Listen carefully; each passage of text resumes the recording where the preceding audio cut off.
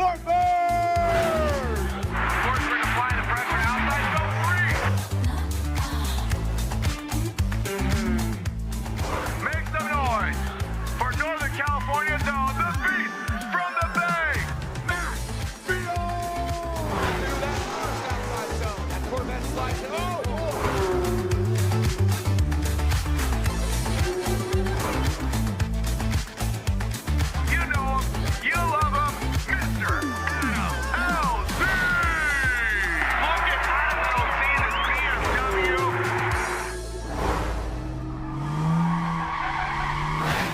New to Toyota Gazoo Racing, there are a lot of unofficial rules. Rules like only pass cars on the left. Don't drive on the grass. When you win, be humble. And you know what they say, rules are made to be broken. You in?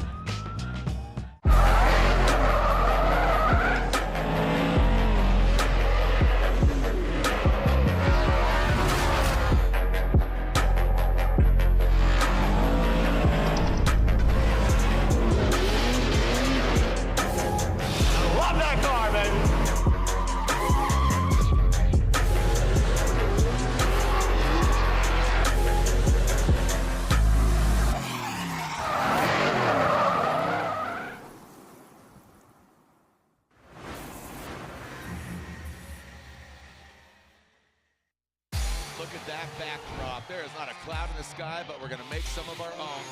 This is round 7 of the Formula Drift Pro Championship. We are here at Utah Motorsports campus. Can you feel it? Yes, you can. Utah is now the fastest track in our series. Very difficult to see exactly where the edge of the track is when you're coming in with a lot of speed. Brutskiy once again right there. Look at that left foot brake. Odie risking it for the biscuit. Banging doors. Oh, doctor. Hishman is guaranteed his first ever Formula Drift podium. Hell yeah. Look at him using all of the course. What do we got? I think we got a TV. It's Osbo and Brutskiy in the final. The cars are wound up, and there it is. Cody Buchanan once again. The driver that elevated and gets the win is Cody Buchanan.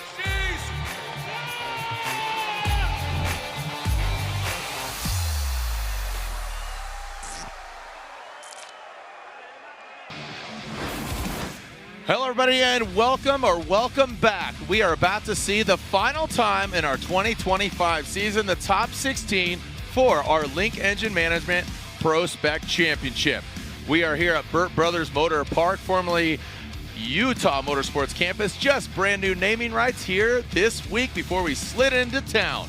So welcome the naming rights again, Burt Brothers Motor Park. We kick things off here on a casual Friday going into round 7 of the Formula Drift Pro Championship. We have some of our United States Air Force representatives down there. We have the Driven Experience and Accelerate program down there, 201 students, educating them on different aspects of the automotive community. But first and foremost, let's kick things off with our national anthem. So please stand and remove your hats for our national anthem, performed by a great friend of the Formula Drift family with a big old smile, Mrs. Lisa Carter.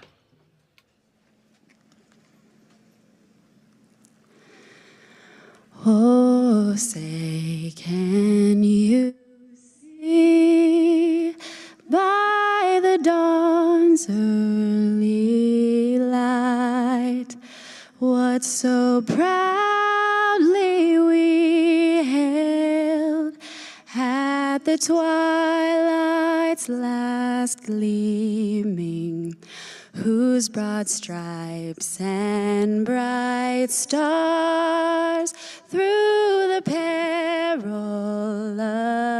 fight o'er the ramparts we watched were so gallantly streaming, and the rocket's red glare, the bombs bursting in air, gave proof through the night that our flag was still there. There's that star-spangled banner yet wave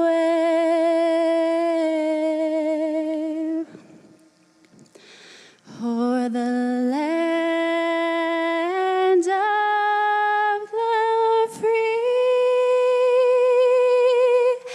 and the home of the brave.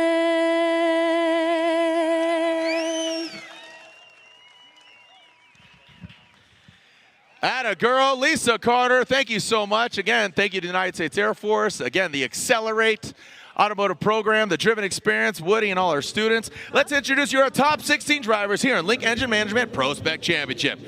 The Nissan Z from Northern California, now living in the middle of America. Make some noise for Nick Jimenez. Moving on down the line, another driver now living in Oklahoma City, Oklahoma. The M-Spec Performance 997, hanging loose, throwing the shotguns. It is Casey Roland Cole. Next up, retired Navy man. He is the commander, the one and only. It is driving the Corvette, Joshua Stewart. Thanks. Ripping around in that BMW E36. He is grounded and he is rooted. Make some noise for Trevor Root. Woo!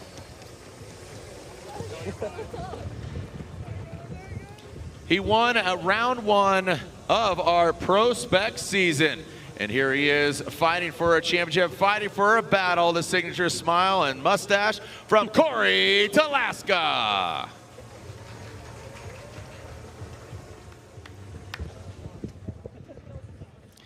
Moving on down the line, Donut Media, Optima Batteries, S Chassis. Make some noise for Adam Knapik.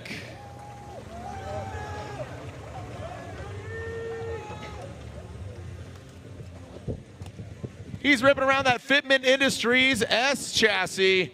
Make some noise for Collin Zielinski.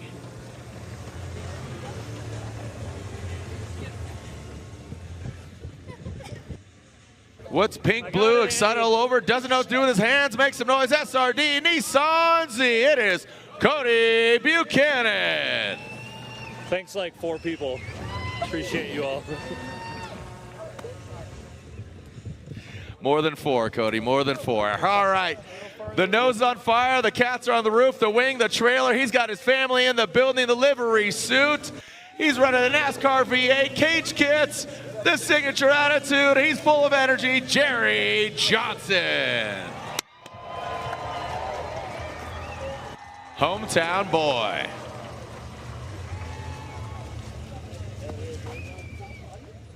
Coming to us from Central California, this guy, he is Zero Chill, Nasty Habit Motorsports, S Chassis, Big Wang Gang.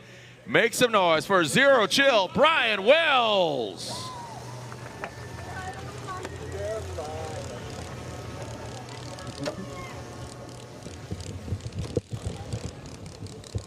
Next up, we've seen this driver throw down quite a bit here today and yesterday as well. He's in the Ford Mustang. It is Adam Hishman.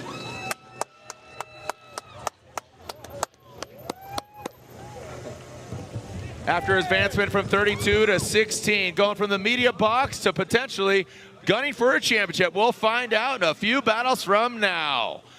It is a Chen out of Chen. It is Nate Chen.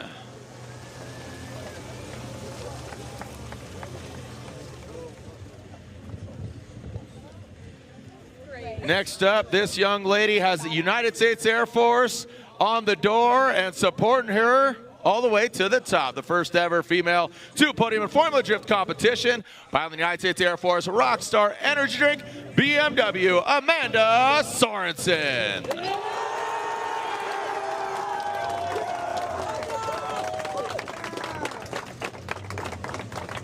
Next up, her younger brother, the youngest driver ever in Formula Drift competition. He's ripping in his Spider BMW coming from Las Vegas, Nevada. It is Cameron Sorenson.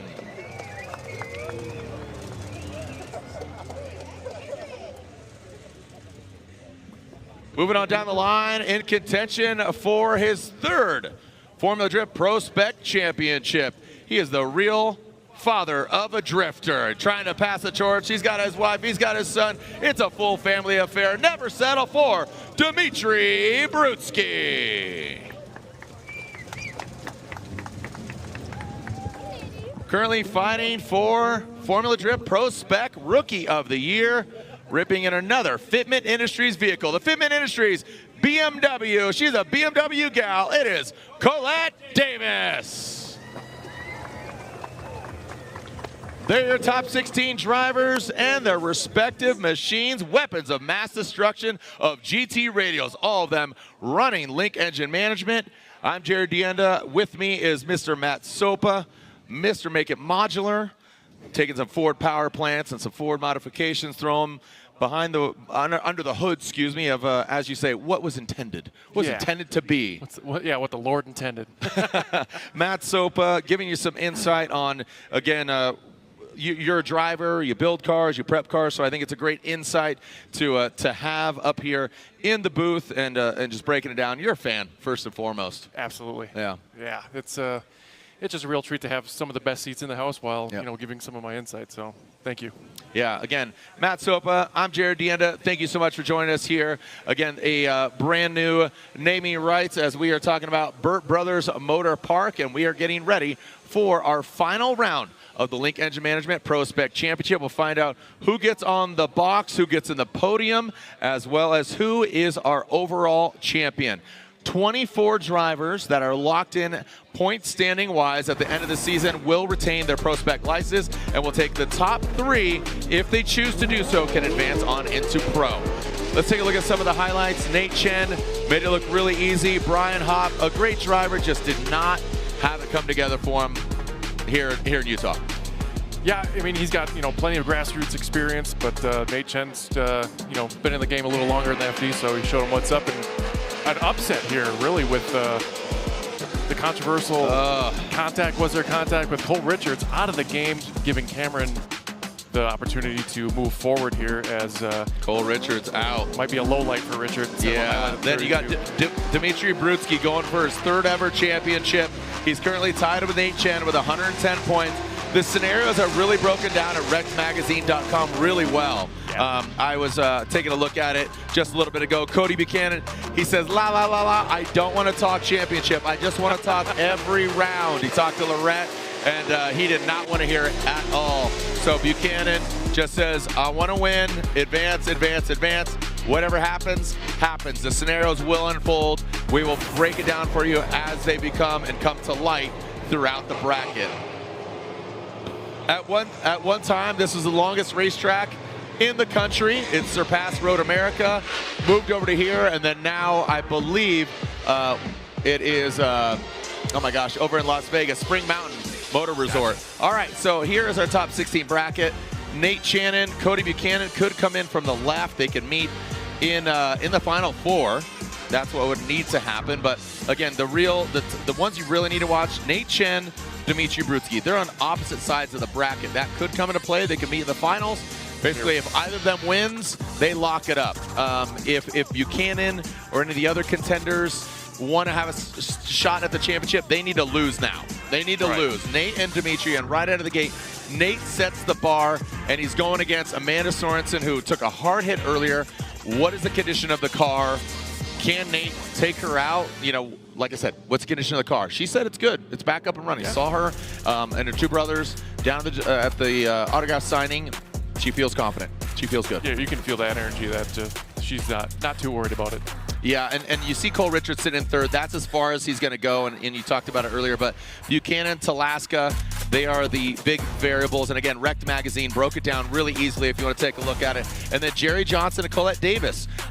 Basically, Colette needs to finish 2 bracket stops before Jerry Johnson in order to get that PROSPEC Rookie of the Year. Correct. And it bears repeating, the top 24 point standings at the end of this season tonight will withhold their PROSPEC licenses. Then the top 3 overall do have the opportunity to advance from PROSPEC, earning their pro license for the 2026 season. 3 licenses out of all the drivers, only those 3 can advance on to pro. You got it, Jared. The table has been set, so when we come back, it all begins and it all starts to play out, and we won't stop until we find out who is on the box, who is our 2025 Link Engine Management PROSPEC champion. When we come back here to Burt Brothers Motor Park. FD Elevated.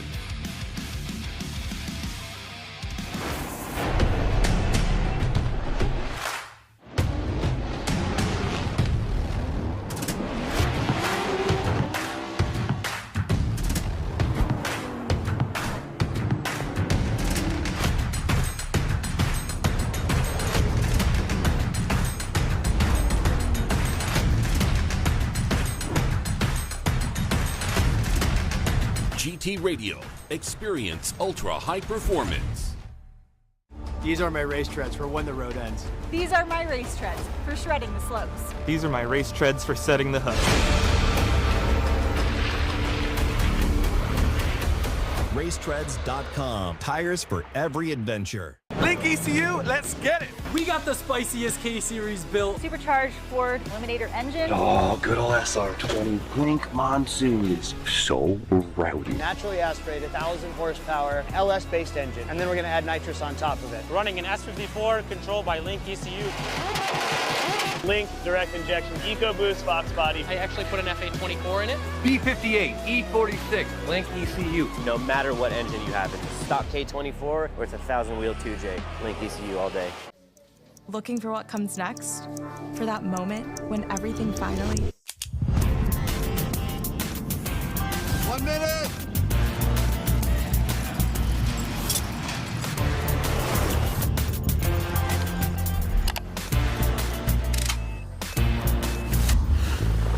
Whichever path you choose, it starts here.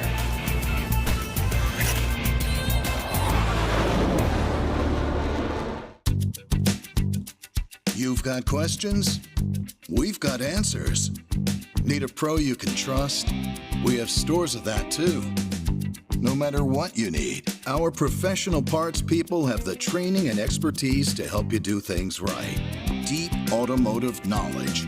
Just one part that makes O'Reilly stand apart. The professional parts people. O'Reilly Auto Parts. BC Forged Wheels. Custom built per order, offering extensive design, finish, and machining options. Strength, style, and precision come standard. Track proven, street ready. BC Forged. Proud sponsor of Formula Drift 2025.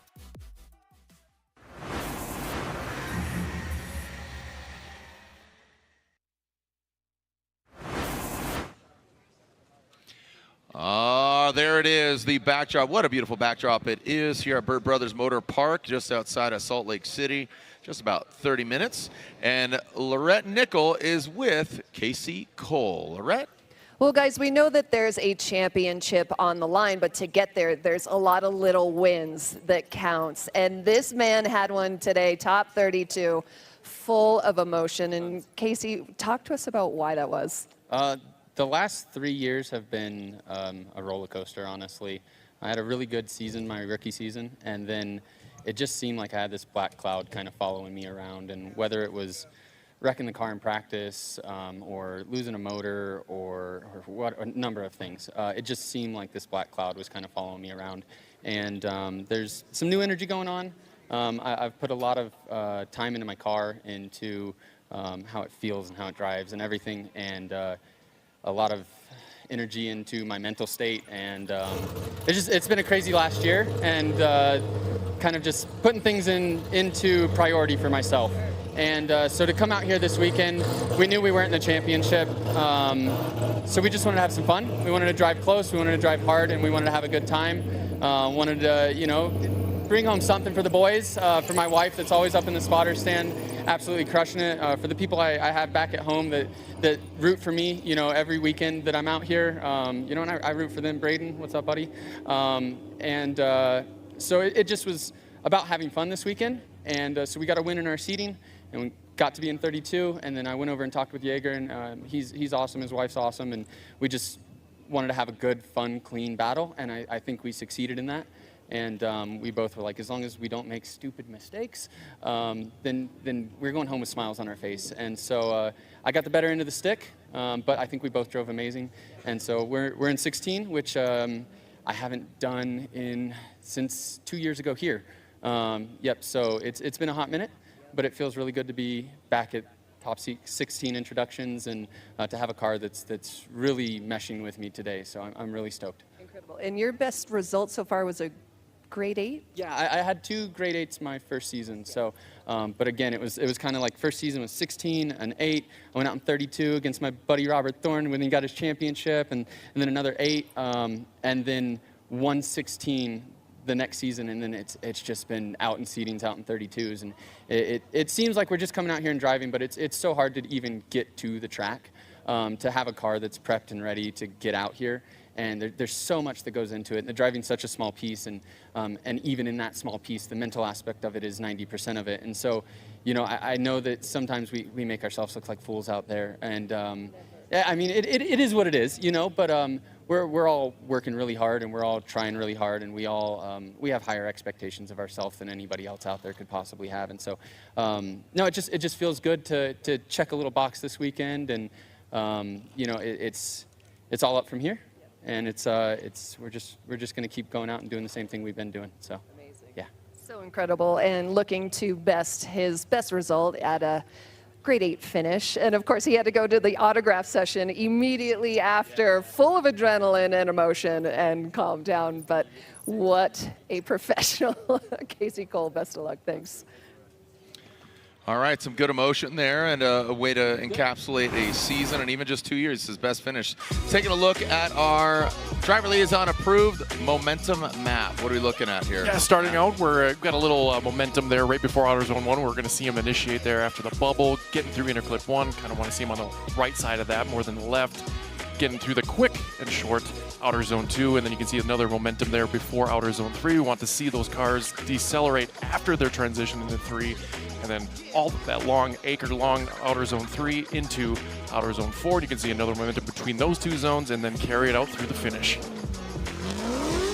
All right, taking a look here. And here is a real look at that rubber laid down. You can see that. Even from last year. Yeah, right. And open the door for our keys to victory, Mr. Matt Sopa. Yeah, couldn't see it on the map there, but you'll see it on the live stream. We want to stay out of that bubble that we added in the initiation. It's going to keep forcing the lead driver to do a weight transfer entry as requested by our judges and keep those tires on track. 3 tires off completely is considered an incomplete.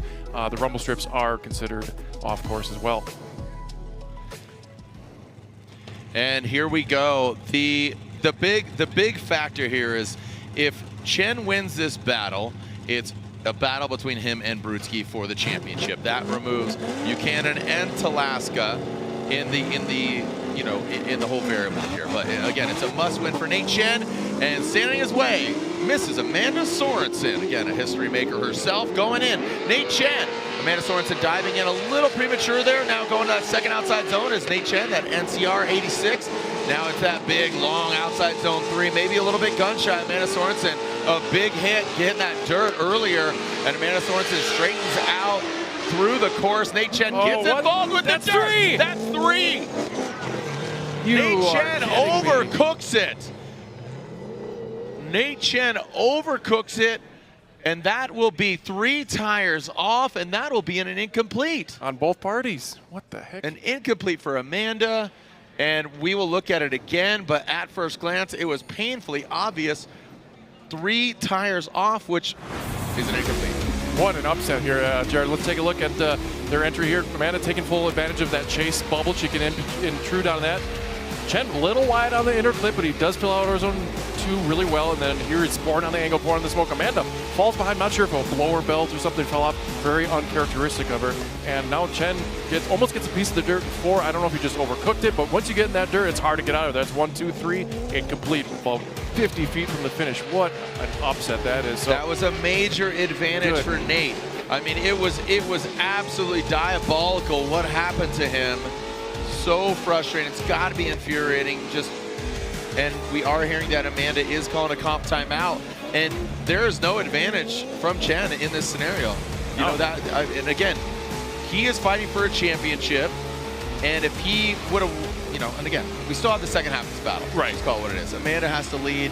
Nate Chen chasing her down. 1, 2, 3. You're out. Yeah. You just see the gravel accumulating on that hot tire. Oh, That's just, I mean, what a bummer. I feel for him, man. And here is, you know, here he is. He's got to collect his thoughts, get iced, because Amanda, obviously something was wrong with her car. She failed to, you know, she gripped up, shot in on the inside clip, was way off course, and then shut it down.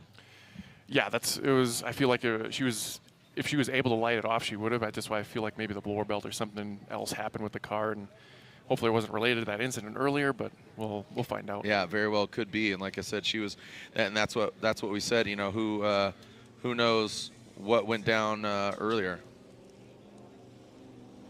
Yeah, I'm getting word from her spotter it was the blower belt. Blower belt? Yeah. So very unfortunate. Down on power. You know, that's definitely an absolute bummer for Amanda, and even a bigger bummer for Nate Chen. He had a major advantage in his back pocket and just threw it out the window. Well, he didn't even know it probably at the time until it was all said and done, but either way, that's not how you want to start the 16.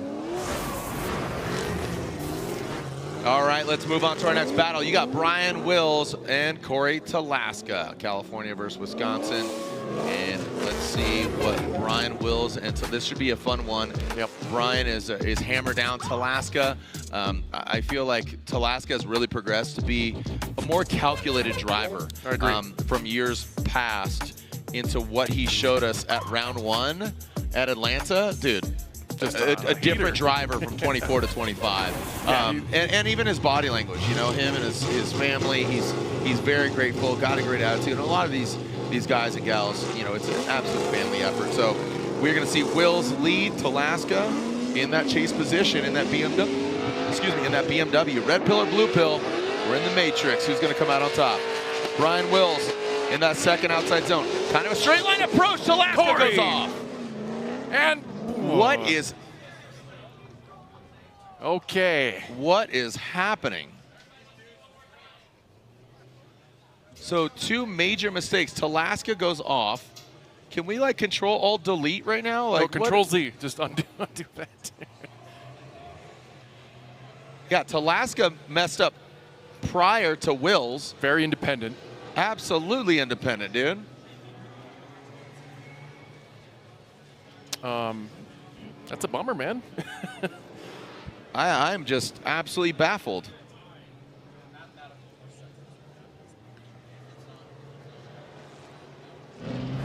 Yeah, I'm speechless. I'm speechless. I mean, even the spotters are like, what is happening? Yeah, well, let's see if we can at least deduce what happened with the run here. Talaska's looking, he's like on a heater. Wills is a little shallow in outer zone 2. You can see, I don't know if he lost power steering belt or what from Talaska. And Wills just overcooked it. The car just washed right out.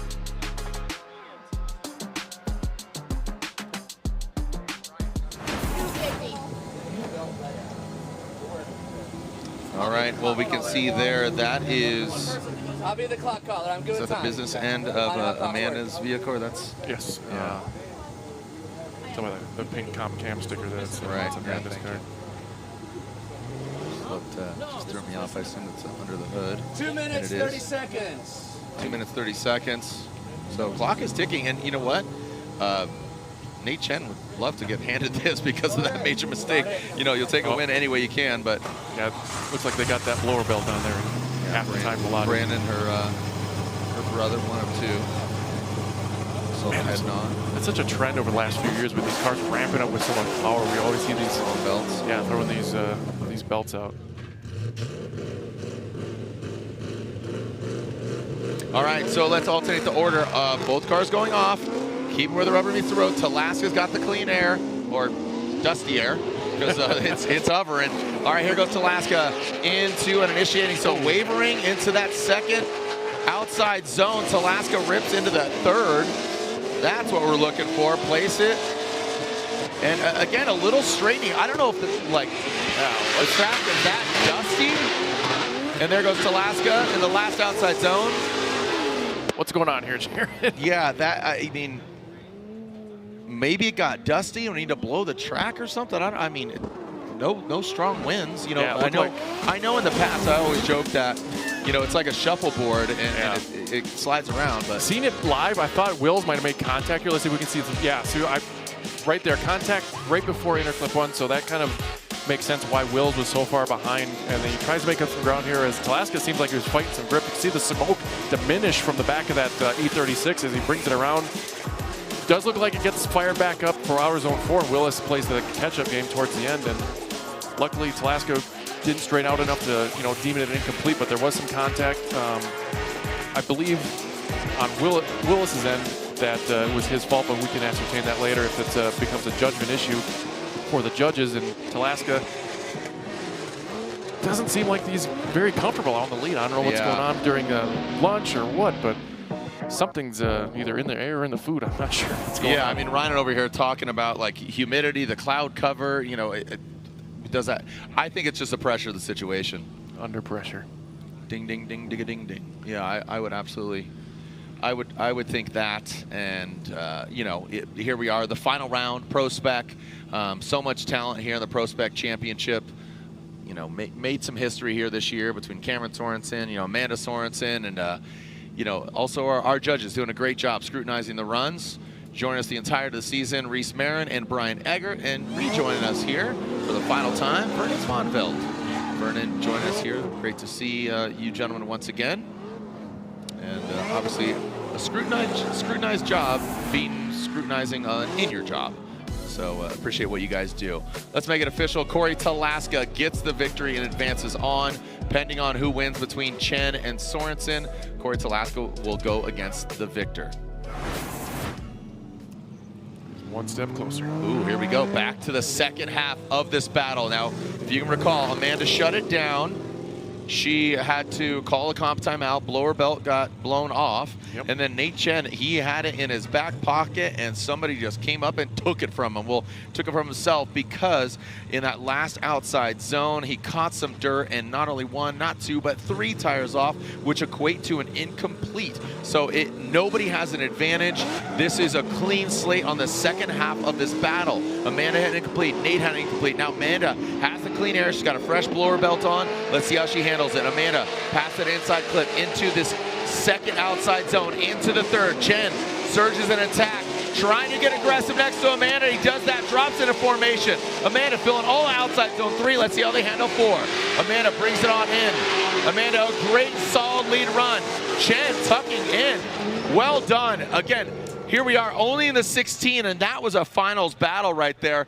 Fortunately for both of them, now it comes down to lead versus lead, chase versus chase, because basically, you know, Chen was out front. He lost it. Amanda, that was wacky. Dmitry watching on feverishly. Yeah. So I like the approach here from Amanda, getting that outside zone 1 clean along with the interclip 1, and Chen staying right there, mimicking that transition beautifully and making the attack through outer zone 3 completely all over the BMW of that Amanda Sorenson as they do a nice transition here. Another great attack from Chen as they complete outer zone 4. Amanda doing a great job of filling that zone completely.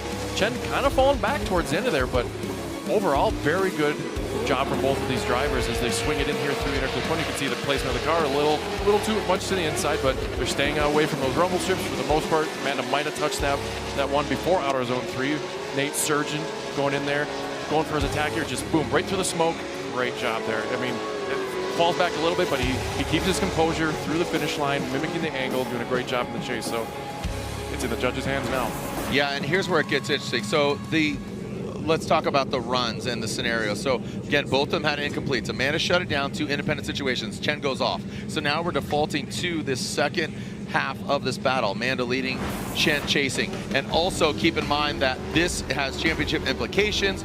If Chen advances on, Buchanan and Talaska are out of potentially winning the championship. Brutskiy watches on, you know, basically very intently. So no matter what the result is, you know, we'll make sure we get some clarification here. Yeah, I'd like to absolutely hear what's going on inside the Reese Marin's mind here after the result. Yeah, I mean, both parties did exactly what you do. Amanda put a heater of a lead run, and Chen showed up all over the place. Yeah, that was just a wacky way to start it. Not only just once, but twice, even that second battle of Wills and Talaska. Knock it off. So, you know, that's where it gets interesting. You know, if it's one portion of the battle, it's a lot of pressure on the judges. Yeah, and this that's why tough. I like to get inside their head to see how that process works, so we can all understand. So this is where it gets interesting too, because like lead versus lead, chase versus chase. Well, one driver had a lead, one driver had a chase, and that's it. Cat in the hat. So, you know, it's. I think Amanda had a really good lead run. Chen had a really good chase run. So this gets tough. Here is the driver championship. This is currently live, and Chen stands at 110. Dmitriy, so they're tied. Talaska back there at 90. Talaska and Buchanan to have a shot at a championship, and Talaska did gain 10 more points, so he is up there. So basically, if Chen wins, those two gentlemen are out, and Cole Richards obviously being knocked out in 32 can't go any further. Here we go, slide up left for Chen, right for Sorenson, one more time. Amanda Sorenson, and one more time. And I would love to talk to Reese. I know you talked to your fellow judges. It was very close to going to Amanda after that third, but Reese, going to you, what do you and your peers say? So we reviewed the battle. What we have here is we have another situation, kind of similar to what we had last round, where we had 2 zeros in the first half of the battle. So the first one we had 2 zeros. We had to focus on the second half of the battle to see if we can find a winner. Me and Vernon didn't see enough in order to distinguish a winner. Brian feels that there was enough with Amanda's lead in order to get to win, so he gave Amanda the win, and then we ended up going one more time, seeing that we didn't see enough on there in order to make the decision, so we'd like to see them go again. Some great elaboration there, and I agree with that, because it's really hard just with that one half of the battle, because I got to tell you, Amanda had a really good lead run, and Chen, he could have tightened up a little bit, but that was pretty good as far as the chase run goes. I wish we had the other half of that battle, and this could be Chen's in the bag. If he didn't have that one, I mean, shoot, what'd you say, 50 feet on that, this would be his, and he'd be advancing on, and he'd be shooting for a championship. But now he's got to fight. Amanda got lucky there too. I mean, you know. Sure. Yep. Everyone's got new life, so we'll just reset. You know, we're focusing on the championship only because it's a final round, but somebody wants to win here too. You know, top three overall receive licenses, and it's basically to go to pro. So Cody Buchanan, Nick Jimenez, that's the battle we're talking about. So if Buchanan wins, he's still in contention for the championship, but again, it is contingent on Chen and Brutskiy, and if they advance on into the 8, those championship dreams are over. Yeah, there's a lot of if then this, that. Coulda, shoulda, woulda. Sure. All we do know is Cody Buchanan, he will lead, and Nick Jimenez will chase him down. Across the nose of the Z goes the other Z. Buchanan into that inside clip. Perfect location. Into that second outside zone. Watch this third. Buchanan gapping Jimenez. And Buchanan right on the course's edge. Showing you why he is a championship contender. And now into that last one. I mean, look at that. Buchanan. As just a wacky, quirky dude, and I think he'd tell you that as well. I mean, putting on unicorn helmets and stuff. That was professional. It's definitely like someone different enters the cockpit after you know, suiting up there. But Cody Buchanan has this knacky ability all weekend to ride that razor edge on these outer zones, because there's nothing to stop you from going off besides yourself. And you can't tell from this angle, but he's just doing a great job of, completely filling the zone and risking that, just to shine the judges on, where Jimenez just kind of fell short his entire chase run. He stood in the frame and tried to put the pressure on as much as he could. Let's take another look at our adjustment smash drone as we get through outer zone 1. Buchanan a little too tight on the inner clip 1. Does a good job of filling 2. Staying away from those rumble strips. Jimenez trying to sacrifice a little bit of line here to get that proximity going. As you can see, that razor edge. Buchanan just keeping it in the box as they do it. A good transition here. Jimenez losing a little more ground and sacrificing a little line there too. You can see very little corrections in the Buchanan camp in that clean air machine of his. So let's turn around and see what Jimenez can do in his JZ powered Z. Jimenez, great guy, really soft-spoken. Him and his lovely wife there. Again, just the PROSPEC family runs deep. Just walking through, these are drivers that are loving it. They do it for the love of the game, and they love. Some would love to step up to pro. Come from the respective markets. It's awesome to see it. Nick Jimenez across the nose again of Cody Buchanan. Look how much pressure Buchanan gives Jimenez into that second outside zone. Buchanan does have to back down, but then he jumps up. Oh, Jimenez. Oh, okay. He gets squirrel. Oh, boy. You guys ran out of track. Ran out of track. They did want to get that overhead view. Was there contact there? Look, there was, even at the entry was goofy. I'd like to take another look at that besides, the obvious incident here, because that might have implicated what happened with Buchanan's car. You can see that that driver's side front almost looks like it's at too much angle without looking at the other wheel here. You might have a busted tie rod. So that one's going, wait, what? He's on fire. Look at Buchanan. Yeah, look at that. One's hunting, one's fishing.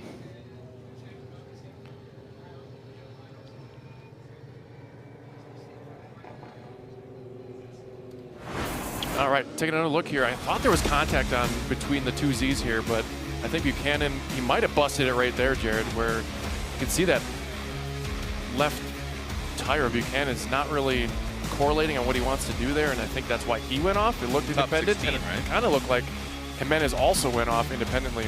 I could be wrong. That tie rod might have busted off, while he went in the dirt, but let's take another look here from the eye in the sky as Jimenez fills out that zone. But uncharacteristically, Buchanan here was just out of angle.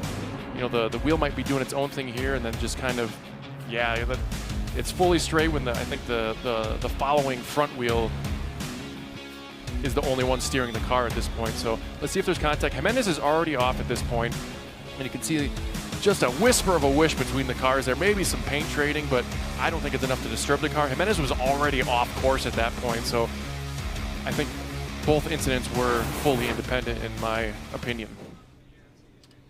All right, well, again, that front left of Buchanan, that thing was pointing the wrong direction. Give it a little, I'm on fire. Help me, Oprah. Help me, Tom Cruise. I think he was waiting all the years to just roll around. That.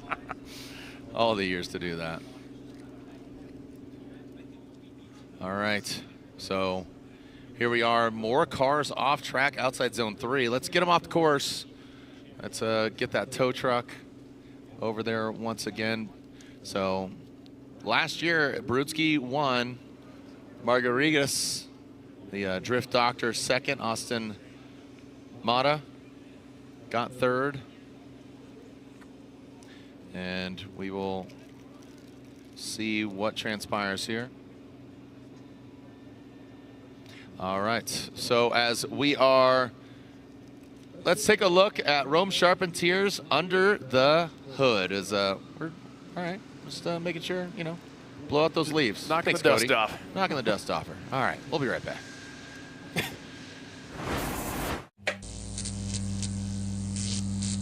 All right, let's get under the hood.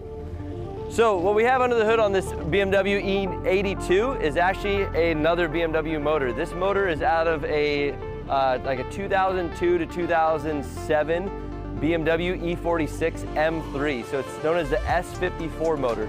This motor is probably the most developed race motor by BMW. As far as plumbing and everything, we run a Precision 60, this one's a 6870 turbo. It's a little bit big turbo for what we're doing right now, but for some reason, because of how the head flows and how the engine flows, it actually doesn't have any lag. So we don't really run a whole lot of nitrous in this thing. Redline's still about 9 grand. We can turn it up or down about 500 RPM, but we leave it at about 9 grand. Something else a little bit unique with the chassis setup is because it is standing up, we had to custom build the oil pan and do some stuff on the subframe down below. So anytime you get into an accident or an impact, first thing that breaks is a subframe on the bottom, so that's something we're struggling through this year. I think we've been through 4 subframes so far. Coming into this round, actually, we had to put this in, which just helps kind of hold the shock towers out. And actually, the guys at UNOH built that for me. So the car was bent. UNOH is a big supporter of drifting and kind of the community. We're still on all the Wise Fab and Feel suspension. I think that's what allows us to make so much grip out there. For a car with such a short wheelbase, it gets very twitchy at times. That's why the name of this car is Val, which is short for Valkyrie, because it literally sometimes feels like it tries to kill you. So it's kind of a unique name for the car. All my cars have different names. On the side here, we're running the brand new Hero Spec from Katana, the wheels. They're actually designed for this setup. As we kind of move our way back here, we have the radium catch can stuff. All the fuel rails and everything are all radium. All of the intercooler piping, all of the hose clamps and everything is all from HPS. As we look inside, we're running all the new NRG stuff. So NRG has been actually one of my very first sponsors. They have us all the safety equipment, so the Prisma harnesses in the bright colors, so it's easy to see from the outside. I don't ever forget them. We have our wheel that just came out. Ignore the center hub, this is just the test. But this is our wheel. Very simple on the front, so it can still fit with any car. And then on the back, it's drive aggressive, be a legend, which looks really cool, so you can see it through the front. This car in particular is running a Link full setup, so ECU and dash is all set up from Link. They run it in the PROSPEC series. We figured we carry it on over. It manages the S54 very, very well. We're running a G-Force 4-speed dog box. It seems to be the most common transmission out here. It's easy, and they're one of the lightest transmissions that you can put behind it that will hold all the time. And there we are, seeing Cody Buchanan get towed off. And we are waiting. And scores are in. Let's see what we got here. Who is advancing on? And Cody Buchanan gets the victory. Cody Buchanan gets the win over Jimenez, excuse me. All right, well, as there is our winner, let's throw it down to Lorette Nickel. Lorette? Well, Jared, thank you very much. Cory Talaska, it has been quite an eventful event for you leading up to the top 16. Walk us through what you've been dealing with. Yeah, yesterday we came out feeling pretty good, and on second lap, my drive shaft completely split in half. And the drive shaft wasn't a huge deal, but it took out all my exhaust and a bunch of other stuff under the car. So we spent like the next 2 hours, new drive shaft, welded all new exhaust, and put it all together. And then in our top 32 battle, the exhaust actually fell off, but it was held on by like safety wire holding it so it didn't come out. And yes, we left right after that, welded some more stuff back together, and somehow we're here in the top 8 after a little sketchy top 16 battle, but it's wild. Like a little adrenaline to get you going, right? And let's talk about this track, because we've seen a lot of drivers going off. What's your opinion about what's happening? Yeah, I didn't get a great chase in my battle, but in my lead, I was able to feel out the whole track, and pretty much every zone feels like it lost like 20% of the grip. The sun sitting up here, it must be just greasing everything up, because we ran the same setup as earlier, and every single zone was a hassle to keep it on the track, so it's wild. Wow. Cory, thank you very much. We appreciate it. Guys. Thank you so much, Mr. Talaska, and here we are with the one more time battle. The big factor here is if Chen advances on. You know, we're playing out the scenarios. It really unfolds as we go into the 8, but we need or Chen, you know, in order to have a championship shot, needs to stay in it. And Amanda Sorenson would love to play spoiler because she wants to win an event. All right, let's see what we got. Nate Chen, Amanda Sorenson, Chen out front, Sorenson chasing him down. We got 3 Sorensons competing this weekend, and here goes Nate Chen. Initiates proper precision placement by that 86. Now into this 3rd zone, Amanda surges an attack. Chen gets a little disrupted, maybe dropping that back left. He is flirting with that course edge once again. Wow. I mean, Nate Chen is really... There we go. You're just holding your breath. I was just holding. I just had bated breath because he was just right there on the edge, because he went outside on 2. Oh man, that was sketchy. That was sketchy for Chen, and let's take a look at it again. Yeah, and Amanda was right there with him, so I really liked his entry. Super aggressive here, Amanda, going right into battle there, right behind that 86. Could have been a little deep or wider on the interclip 1. Good job here, set himself up for 3. Lit it off a little late. That kind of disrupted Amanda's chase here as she gets in front of the pocket, trying to make some adjustments before that zone ends, and then they both fire into outer zone 4. Amanda does a good job here, reeling Nate Chen back in with a little left foot braking and really solid out of the gate there through the finish line. We can see a little perspective change here as we follow him in the sky as Chen could have been, he was at good placement. Amanda was a little too deep into that interclip 1, but I think it's a moot point here as they go into 3. And you can see Chen took about halfway through outer zone 3 before he really got settled and flirting with that dirt. You can see that mixing with the tire smoke as Amanda's wheeling that transition in there, trying to just reel that BMW into the side of that Nate Chen's 86 as they unwind towards the finish line. And so let's turn them around and get a complete battle out of these drivers. Let's see it. Amanda Sorenson out front. Nate Chen in that chase position. He had a good chase run on that 1, and Amanda did have a solid lead run on that second half of that battle that got a little wonky. Yeah, I mean, very minor things to clean up. I think if she does exactly that again, and Chen's aggressive, make him make this mistake. Yep. She'll do well. Yep. All right, Amanda Sorenson, United States Air Force BMW. Rolling into it, flicks it in. The first outside zone into the second. Perfect placement by both of them on the inside clip. Here comes Chen. Amanda Sorenson, good angle. Chen barely on the inside of that BMW. Now, last outside zone. So you're gonna sink in the sword, Amanda. Well done. Very good. Yep. Good driving by both drivers. This is an unenviable position for these judges. They know, they're gonna really study and review. I agree, Jared. There was only, a couple errors on both sides. Like I said, that Reese only looks at them as errors versus a tire drop or being shallow. And you can see Amanda just flirting with that rumble strip over there. I'm not sure if she got a piece of it over there, but also kind of late to fire, just like Chen was in his lead position. But Nate is right there with her the whole way. She's not as deep in the outer zone 3. Nate does a little better job of mimicking that transition into 4. And she wasn't also as deep in 4 as Chen was, but I feel like Chen had a more consistent proximity through outer zone 4. And we take a different look at this run again. Chen kind of falling back here. He makes up for it, blasts through the smoke, and makes up for the real estate he's lost in that outer zone 2 as he massages that car into the side of that BMW of Amanda Sorenson. She comes out of the zone just a whisper of a wish early, and she could have been a little deeper in the 4 throughout, and Chen hanging there right alongside her through the finish. Great job by these drivers as they unwind. And let's see what the drivers have to say as Dmitriy Brutskiy anxiously looks on, waiting for his turn to do his work. So yeah, this is going to be splitting hairs, Jared. There's I can see it going one more time for sure, because there's just these little mistakes. For sure, there's nothing really stands out as far as like who really shined the judges on as far as All right, you say that, they might be analyzing things. All right, so we got side by side BC Racing. Chen losing a little real estate here, but he makes up for it in that transition where Amanda was a little better placed, and he didn't have to she didn't have to cut a line like Chen did, but he was also a little more settled and deeper in that outer zone 3, just flirting with the dirt, making enough to mix in with the tire smoke, like I said earlier. And you can see Chen wasn't as aggressive in that chase position through outer zone 4 as Amanda, but Chen was also a little deeper. So this, that, and the other thing, there's so many little details that the judges are going to have to dissect here to make their decision.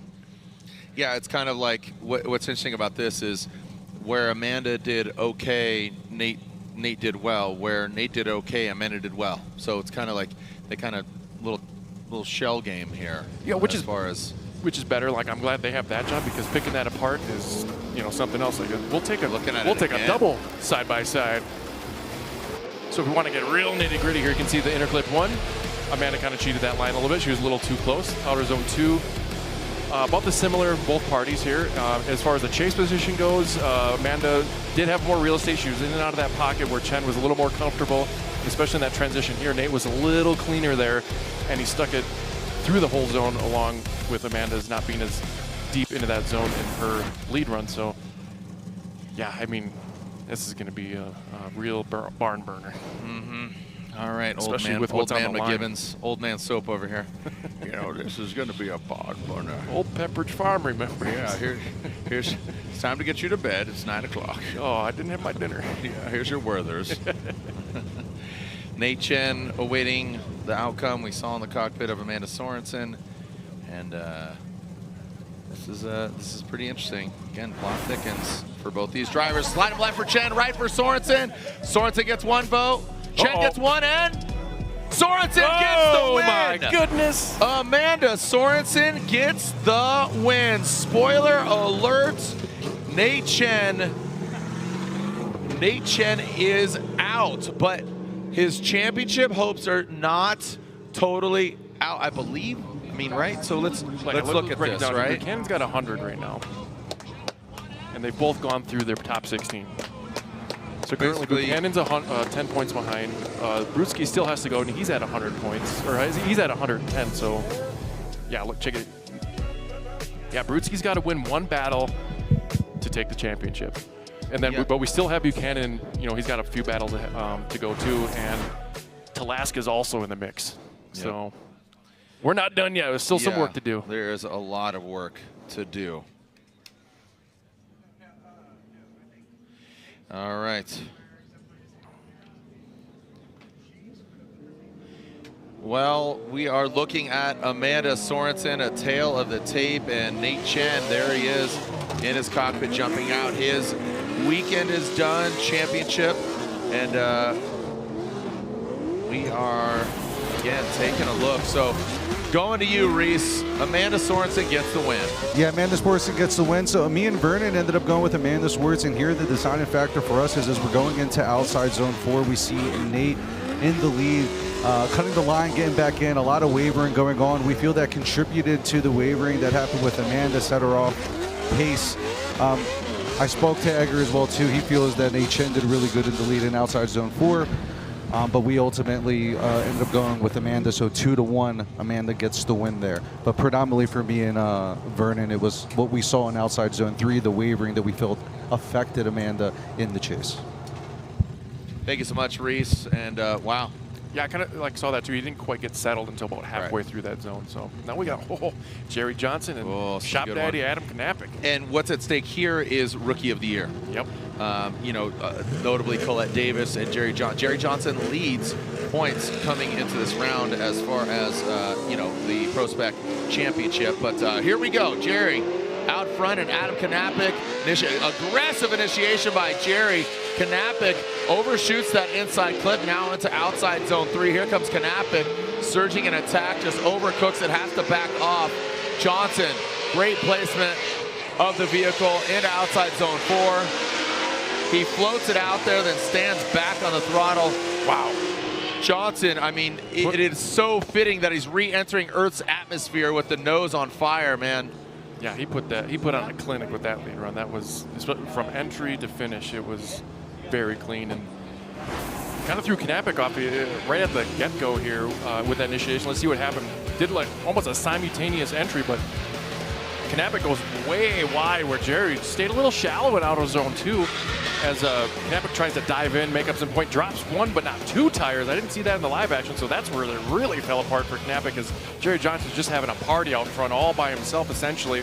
Knapik doing all he can with his power in that S14 to try and do some game of catch-up towards the finish line. I mean, Jerry is just, he's just got such great momentum, good energy. He's got, you know, this is hometown. His personality matches his driving style by far. Like, it's just so fun to watch, and the car, the livery, the cats. It's, you know, I'm not admitted a cat guy, but I can get on with that program. Just what he's done. Like, it's entertaining by far, and his driving is so intentful and fun to watch. So let's see what Adam Knapik can do in the front of that Optimum Batteries S14, and Jerry Johnson will give chase in the number 9786. And here we are seeing Adam Knapik will lead Jerry Johnson, chasing him down. So Knapik really needs to put down a solid, good, clean run. Already flirts with that rumble strip. Jerry Johnson tucks into the smoke. And look at that. Goes into that third outside zone. Knapik goes in. Oh, he is out there in the dirt. He does reel it back in. Look at Jerry's composure. The way he was, I mean, he had spidey senses there. Talking about whiskers. The way, yeah, he was hanging it out there and like, hold. And he was waiting for Knapik to transition. That was such good composure by Johnson.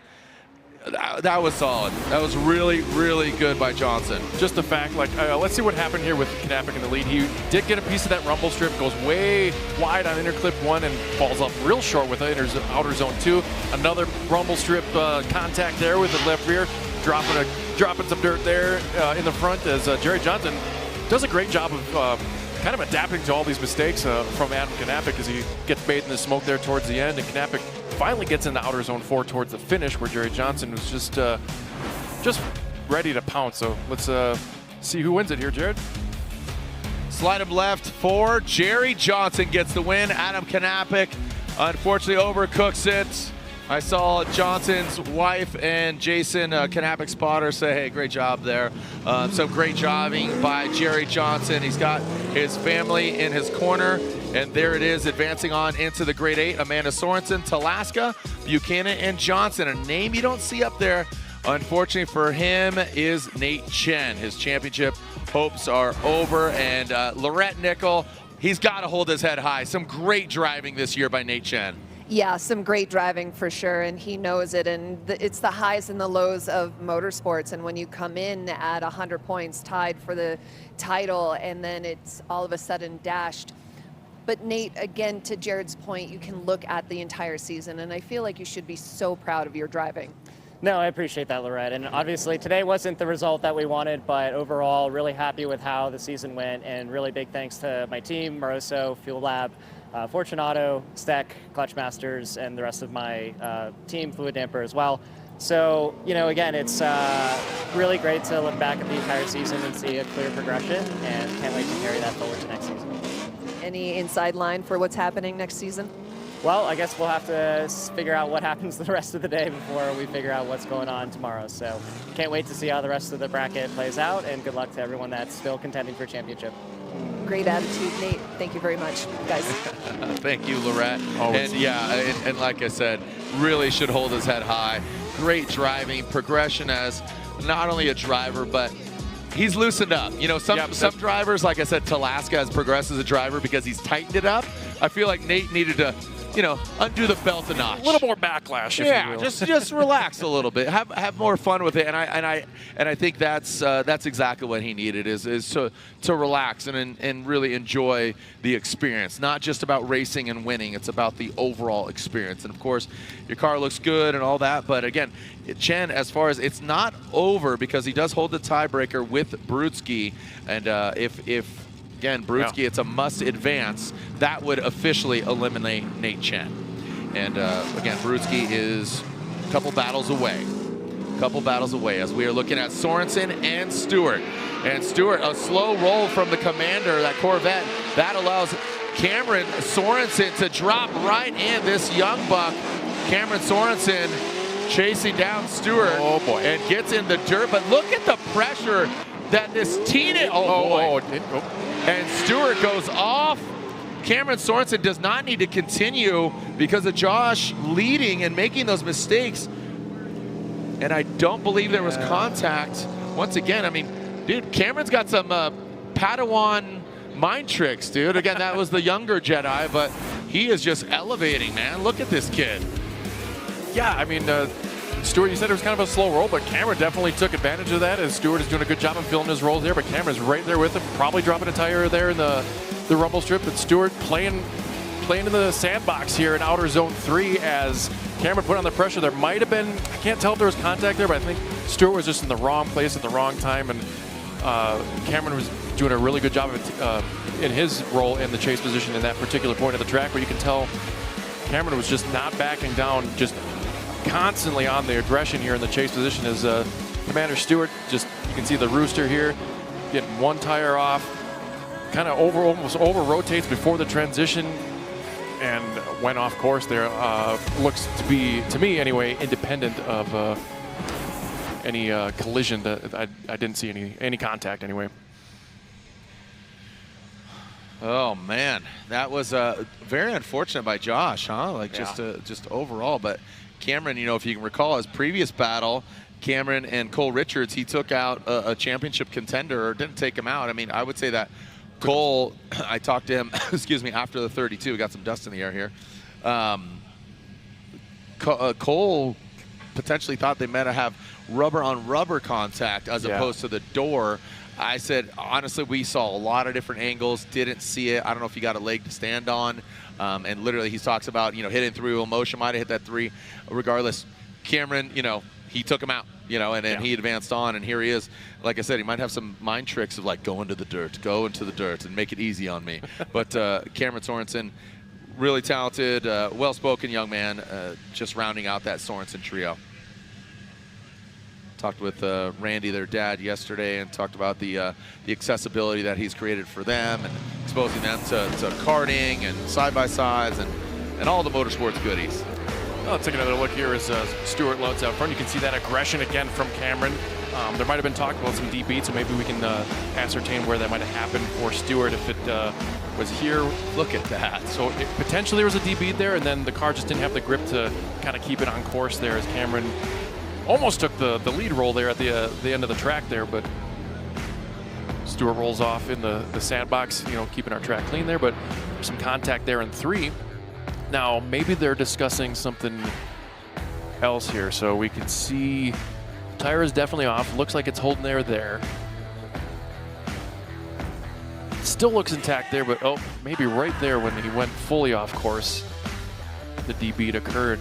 But what I didn't see in the live action was when Cameron in outer zone 3 hit him and kind of forced him off course there. So we're getting through outer zone 2. Cameron setting it up. See some handbrake pull from Stewart there, and you can see right here, right before Stewart goes off, there's contact in the car. You can see he was upset, but and maybe even a scrape of the bumpers there before outer zone 4. But judges, there's a little crowd forming here by our new TV, looking at some shots and just and things. So little tail of the tape.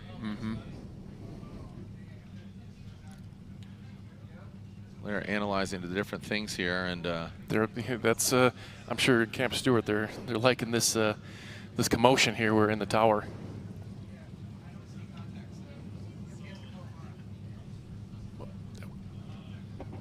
So interesting turn of events here.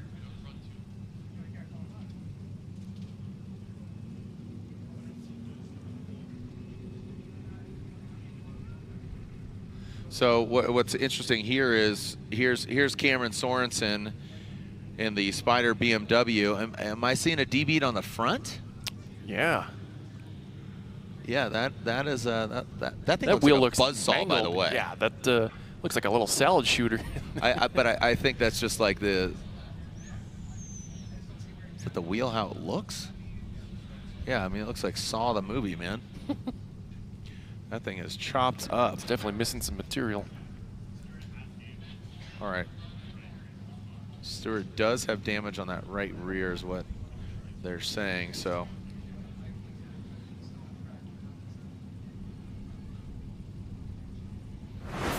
Really analyzing these runs here. Yeah, like you said. Yeah, So there did look like contact there, so we're swinging around this here. contact, it's Cameron's front left to Josh's back right. So Josh on the lead. You can see him, he's on throttle. So watch Cameron's car gets a little upset there. Yep. Reeling it back.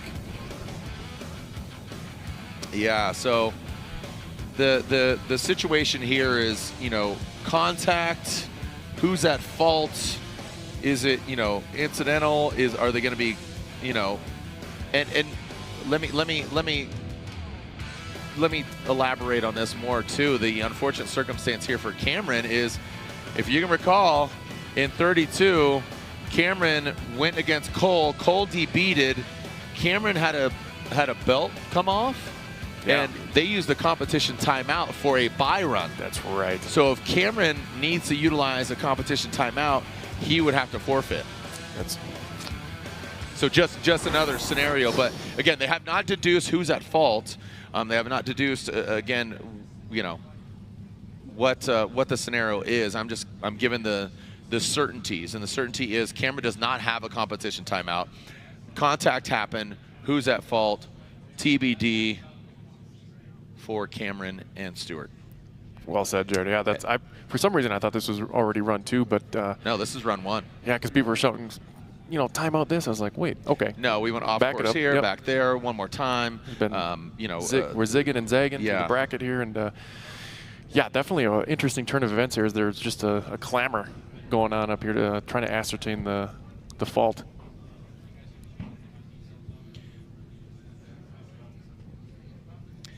So again, debeating the front, but he would need a competition timeout. Now it's basically who's at fault. Was Cameron being too aggressive? Was Josh impeding in Cameron Sorenson?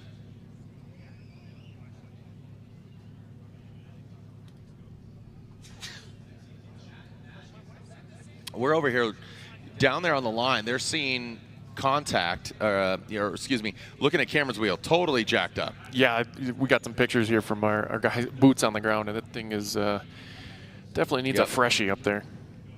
And also keep in mind that, again, Cameron Sorenson does not have a competition timeout. He used it earlier during that buy run with a belt coming off, so they chose to utilize that. Even on a buy run, that could really come into play. And if he needed to, again, replace it, he would need that. Otherwise, he would forfeit. All right. And still waiting for who's at fault.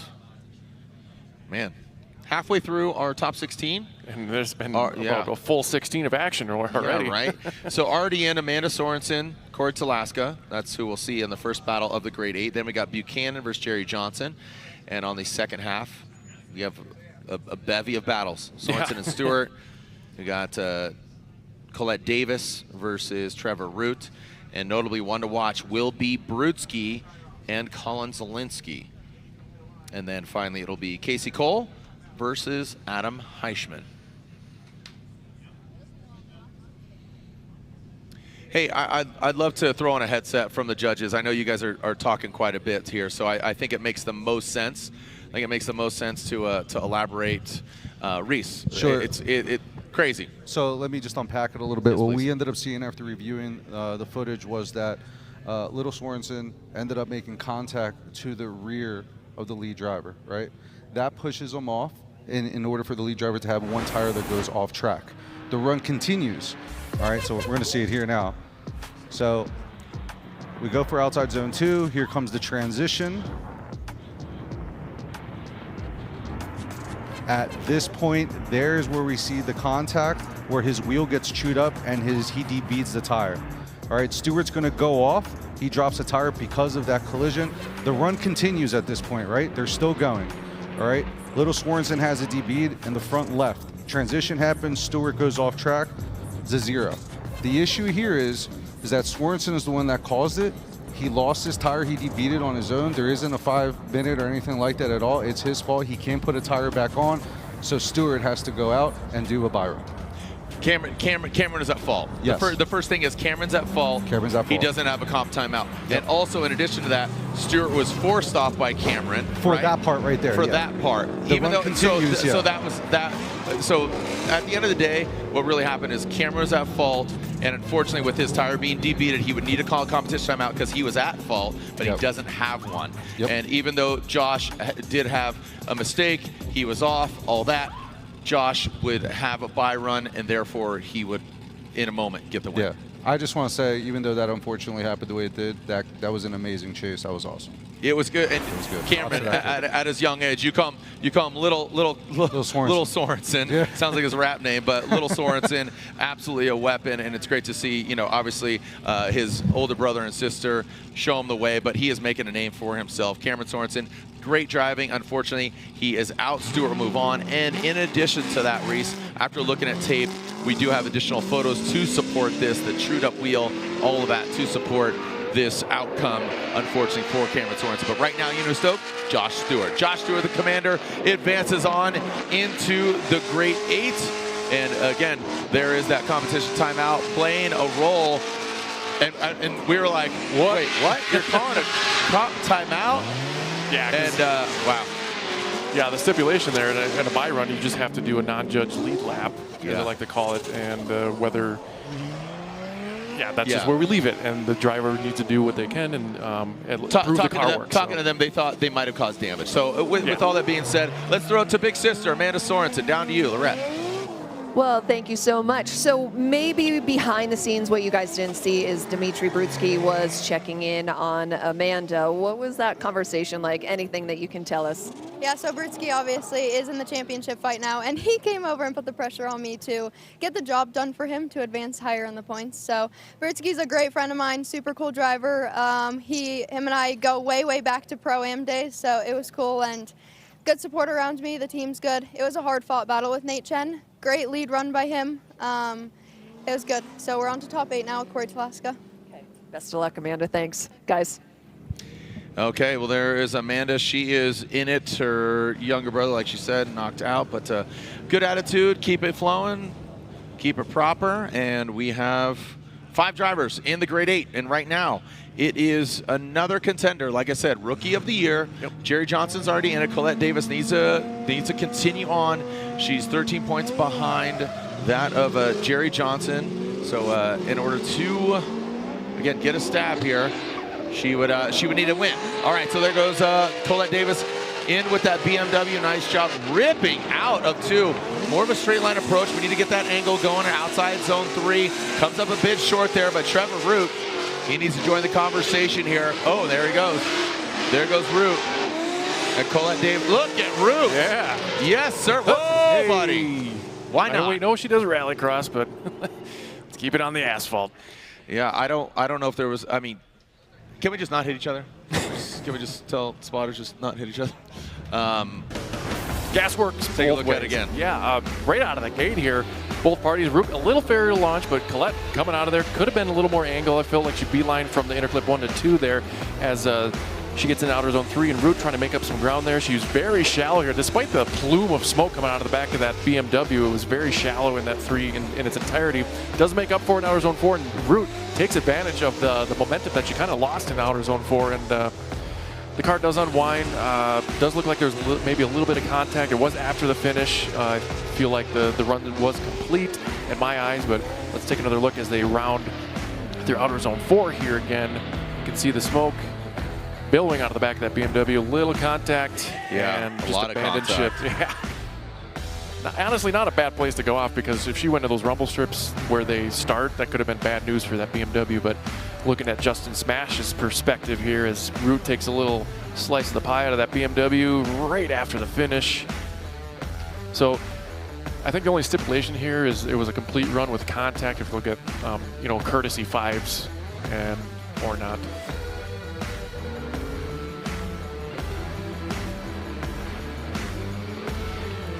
See a left foot brake pumping from Root there. I mean, you tell him to pump the brakes, and he did, but I think maybe Colette just obviously didn't know that he was that close and kind of shut it down immediately, which is fine, but is what it is. That's kind of the part of drifting. You can see the damage on that Fitment Industries BMW and at the bead. Okay. Jeez. Good night. Yeah, this is turned into the State Fair Demolition Derby all of a sudden. Come on down, Friday. You'll see BMWs, you'll see Corvettes. They're crashing collision here at Burt Brothers Motor Park. Come on down, grab a corn dog, grab a slushie, and grab a good time. Come on down. Grab a gear. Grab another gear, Gary. This is turning into an absolute demolition derby. Tires being debeaded, contact being made. That was after the finish line, but still, with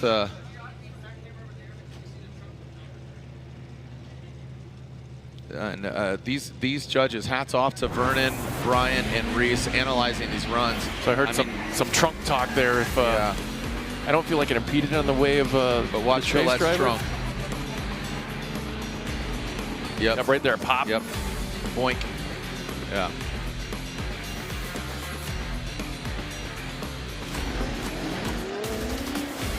It's literally right at the finish line. So what I believe will happen here is Trevor being aggressive. Because it's after the finish line, I think they'll let Colette fix and replace the tire because obviously, one, it was contact, two, it was after the finish. So we'll see. Yeah, maybe they'll just do a shared fault and they both get a fresh set of tires for the second half. I don't consider shared fault. I consider okay. Trevor's fault. All right. But it was after the finish line or during. Yeah, and honestly, the other scenario is, yeah, they blame Trevor and he's at a deficit. That's what would happen. But because Trevor would be at fault, because Colette's on throttle. There's no way that's shared fault. It would only be Trevor's fault. Colette's not slowing down. Right. And she's not coming unwound. So it would only be Trevor's fault. So the other scenario is Trevor's at a deficit, and regardless, Colette fixes her tire. Why would he be at a deficit if it was after the finish? Well, I'm saying if they do that. I'm saying that's the scenario. Gotcha. I'm not saying I'm saying the scenarios are, one, it's Trevor's fault, or two, they say like, okay, it's after the finish line, Colette can fix her car, but you can't get hands on the car. Right. But the other scenario is, if they let Colette fix the rear tires, they would theoretically let Trevor do it too. Right. Yeah. Those I'm showing you all the different scenarios, because now I'm just like, stay off each other. Just stop. Keep your hands to yourself. Keep your hands. Save room for, you know what I'm saying? Like old dances, you know, they say, right? Straight elbows. Yeah, straight elbows. There we go. The old saying is save room for Jesus. Remember, like that? Save room for Jesus. Right? That's the thing. You seen that in movies, right? They say that. Oh. That's all I'm saying. That's just funny. This has just turned into a little wacky, and we haven't seen the wackiness and zaniness so much this year. Sometimes we'll see it in Orlando, even Atlanta, but this is just, I mean, hit after hit after hit, and I think here's why do you think we're seeing so much contact and calamity? Well, we're at the last round, right? What's to lose? That's I just wanted you to say it, and that's where I'm at. I'm like, look, this is it. Leave it on the track. Yep. Hey, heroes don't look back at explosions. You just walk away. Unless you got a flat tire, then you're.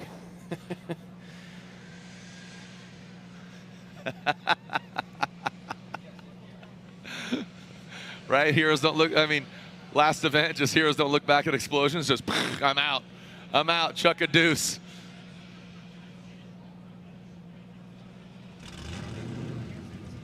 No, yeah, I'm talking to Edgar here. You say, you can't say this isn't exciting. It's pretty damn exciting. Let's just call it what it is. All right, so we're finding out, was somebody at fault? Okay, Root's at fault. Colette can change her tire. We'll see on the other side. We'll be right back. Lorette Nickel is with, who you with? Lorette, who you got down there? I got Josh Stewart with me, and Josh and I were just talking, and he goes, hey, do you need me to turn down the music? And I'm like, well, yeah, and he said, it's in my car, and he has it absolutely blasting, which is so much fun. But Josh, you're having also a great weekend out here. We are, and this place is beautiful. It's an amazing track, amazing facility, so we really love Utah up here. And it's pretty close to us. It's the closest round, right? We're like 6.5 hours or whatever down the road, so it's awesome. Yeah, and a close relationship with the Sorensons. Tell us about that. Yeah, love those guys. They live about 10 minutes away from us, so we drive pretty regularly together. I chat with Randy all the time, and Cameron, we started, what was it, competing maybe a couple months ago or something like that. So he'll hit us up and say, hey, you want to go out on a boat and things. So yeah, those guys are awesome. I love those guys. Awesome. So glad to see you out here. Thank you so much for your insight. And if we actually point the camera right over here, I just want to draw everyone's attention to Colette and how close these drivers are here. Jerry is parked right next to her and the team changing the tires. Just a little back look at what's going on in the hot pits, guys. Thank you so much, Lorette. And we are seeing Trevor. So getting clarification here while Lorette was talking to Stewart. Basically, they're both changing tires. They can plate it real quick, meaning they can align it, just check everything, toe, and make sure everything's right. But we are saying, hey, complimentary change of tires. Let's get it fresh. That was a scored run. So, again, after the finish line, scored run. That's where it is. Taking a look at the lay of the land, this is how we landed here. This is where we are at. You can see on the right-hand side, Colette Davis and Trevor Root. The burnout box is cold, but up next, notably, Dmitriy Brutskiy and Collin Zielinski. After that, Hishman and Cole, but you can see Sorenson in there already, talking about Amanda. And there we're seeing Brutskiy and Zielinski on that line. And ready to get released into the burnout box sooner or later. Hopefully Zielinski sooner. in that Fitment Industries vehicle. And it just gets a little quirky. All right, so again, we have our podium ceremony if you're here in the building, and we have our championship. We'll have Jacob Gettens, he'll do his podcast interview down there as well. And tomorrow we wash, rinse, and not so much repeat because it's pro as opposed to pro spec, so pro competition tomorrow. And now look, there it is, Dmitriy Brutskiy and Collin Zielinski pulling to the burnout box on the far side of the track, already scrubbing the tires, throwing it in. Chen is waiting, anticipating what is happening here. Cody Buchanan has advanced. Cole Richards, he knocks down to 4th. So he is currently tied with Buchanan, but I believe, I don't know. Again, we'll stipulations. See. What's that? Yeah, a lot of stipulations. Yeah, a lot of stipulations. Time, and I only talk about the top 5 or theoretically the top 3 because the top 3 do receive opportunities to go into pro. Right. And that does not slide down. It's only the top 3. Say somebody doesn't want to advance on, the 4th doesn't get that opportunity. It's just the top 3, that's it. So, Brutskiy and Zielinski. It's a must-win for Brutskiy in 32 to have a shot still mathematically at the championship. Collin Zielinski has elevated just over the years, just started out as a fan and then just running up, and now here he is, that Fitment Industries S chassis. We saw Zielinski earlier go against Lanz. Lanz just came in too hot, talked to him at the autograph signing, said we'll see him next year, but Zielinski, just a really great driver, has really progressed, but here he is going against a 2-time PROSPEC champion, doing double duty, PROSPEC and Pro.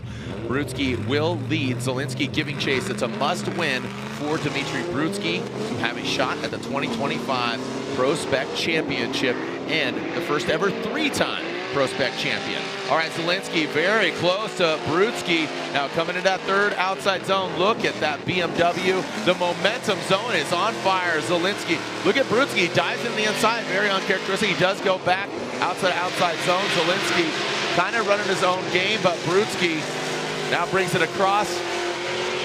Just back and forth. Want to get that overhead view. You saw Brutskiy rip out of 3. Was out of it, then got back in, and Zielinski really tight there towards the end. Let's see if we can break it down here, Jared. Zielinski was kind of looking a little uncomfortable in the chase position, but Brutskiy almost drops a tire there.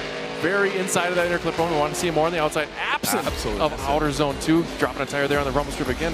Zielinski kind of running his own line. Brutskiy falling shallow in outer zone 3. So this kind of gives Zielinski an opportunity to make his lead run shine a little bit better than Brutskiy. We're focusing on that lead run, but Zielinski does a decent job at the end of outer zone 4, keeping that proximity.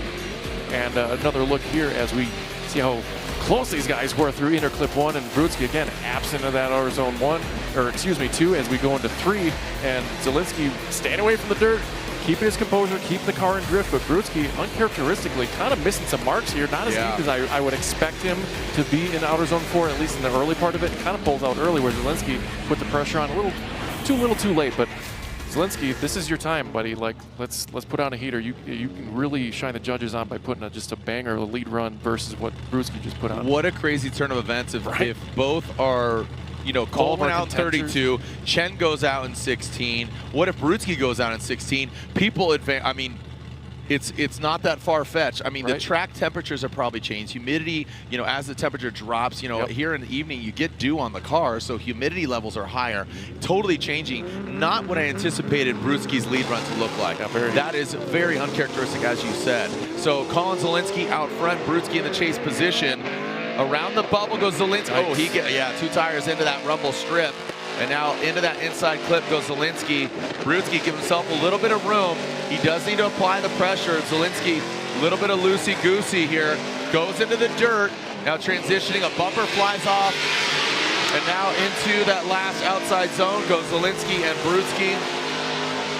Oh, man. Again, not just a cut and dry event. This is smoky and dusty and all over the place. It is not cut and dry as far as that guy won for sure. Boy, Jared, they're really giving us something to talk about here in this Top 16 is Zielinski. Throws it in there just a little too hard. I know she's probably anxious. That's 1-2 tires into the rumble strip, so that's going to be a pretty decent deficit. Way wide in outer zone, or inner clip 1.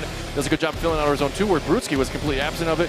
Almost does the same thing as Brutskiy in the lead in outer zone 3. Does massage the car back in there, gets a little dust in the tire smoke. Contact there in the transition, so that could have been a little crux of the situation there, impeding Zielinski having the ability to get further outside in that outer zone 4, where Brutskiy did a decent job of that too in his lead. So take another look here as we follow Justin Smash in the drone going into outer zone 3. You can see Zielinski making a little bit of a correction there. I think that's why he fell out, grabbing a little bit of the handbrake, but it does drop down here. Brutskiy contact, impeding the transition of Zielinski. So I feel like that's a big part of why Zielinski just couldn't massage that car back there. It just offset his car, slowed his transition down and his momentum on top of it also. Some mistakes here. This is going to be very interesting if it goes Zielinski's way, because then we got a whole myriad of opportunities for other drivers in the contention. Did you want a rock star, dude? Let's do this dance. I'll get you rock star. Hold on.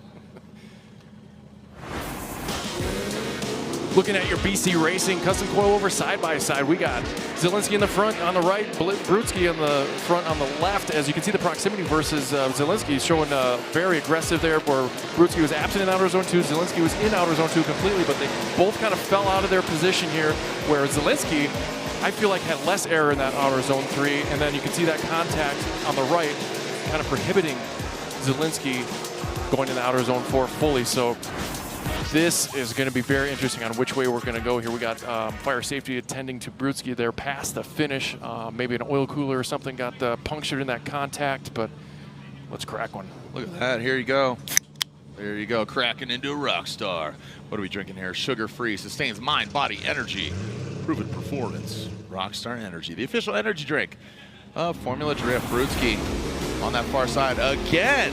Again, looking at it side by side. Another side by side. We can take let's break it down here. You can see Brutskiy kind of almost straightens there on the left side and completely absent, like I said. But look at this outer zone 3 difference in the lead position here. Brutskiy completely absent for way more than Zielinski's, despite Zielinski's tire drop. I feel like it was a little cleaner execution of the outer zone 3, where, and like I said, that contact, I think, is the big crux of the situation here, and I think that's going to go against Brutskiy, unfortunately for him. So you can see Nate Chen just biting his nails, looking to see what's going to happen here. This is just, what a PROSPEC last round ender. Like, this is, you couldn't ask for a better turn of events so far. Nate Chen and the Yang Racing, Jerry Yang Racing looking on.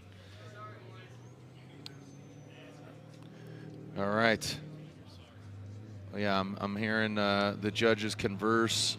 Maybe there was an outcome. Maybe it's one more time. Going to Dmitriy Brutskiy. Zielinski gets one vote, one more time, and one Brutskiy. They're going one more time. There's Nate Chen seeing the results. And again, it's a one more time. Zielinski and Brutskiy. The plot thickens. Hey guys, I think sunset goes down at 7:45. We got and that sun tucks right behind that mountain, and it just goes dark. It goes from sunlight to dark, and so there they are. I just saw the little delay there in the broadcast. Yeah, a little delay from broadcast to real life, and there you could see Team Never Settle and Dmitriy Brutskiy, an absolute weapon. But here we are. Again, we should be seeing, waiting for, why don't we have cars in the burnout box? All right, yeah, whew, let's catch our breath here. I got a rock star, I'm gonna crank that thing down. We'll be right back here, so we'll be right back here to Formula Drift Elevated, round 4 of the Link Engine Management PROSPEC Championship.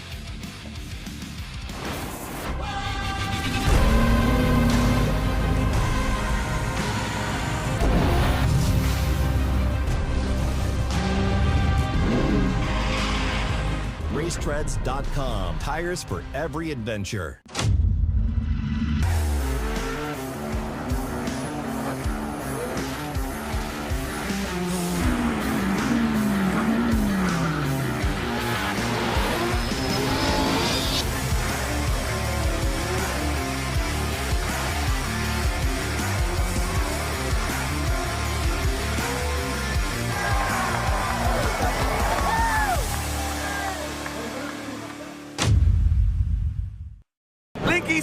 Let's get it. We got the spiciest K-Series built. Supercharged Ford Eliminator engine. Oh, good old SR20. Blink Monsoon is so rowdy. Naturally aspirated, 1,000 horsepower, LS-based engine, and then we're going to add nitrous on top of it. Running an S54 controlled by Link ECU.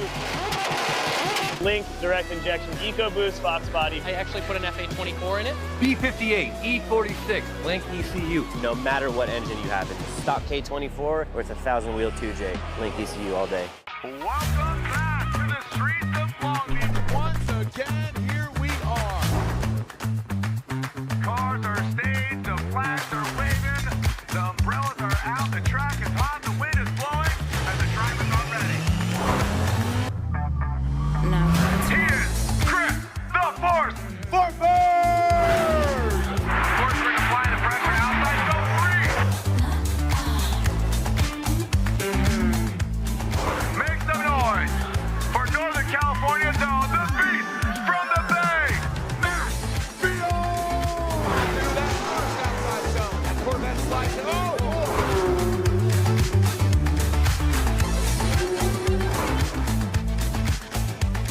You know him, you love him, Mr. Adam LZ! Look at Adam LZ in his BMW.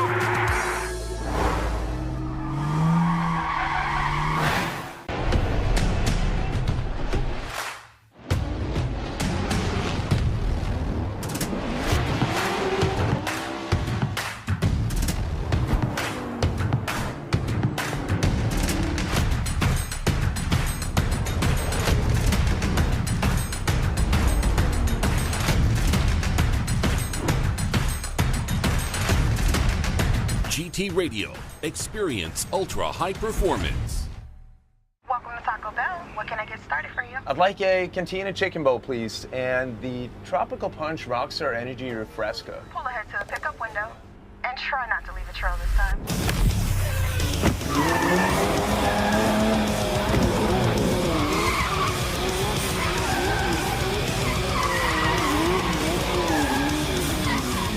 Nice drifting, Freddie. Enjoy your Rockstar Energy Refresca. Thank you.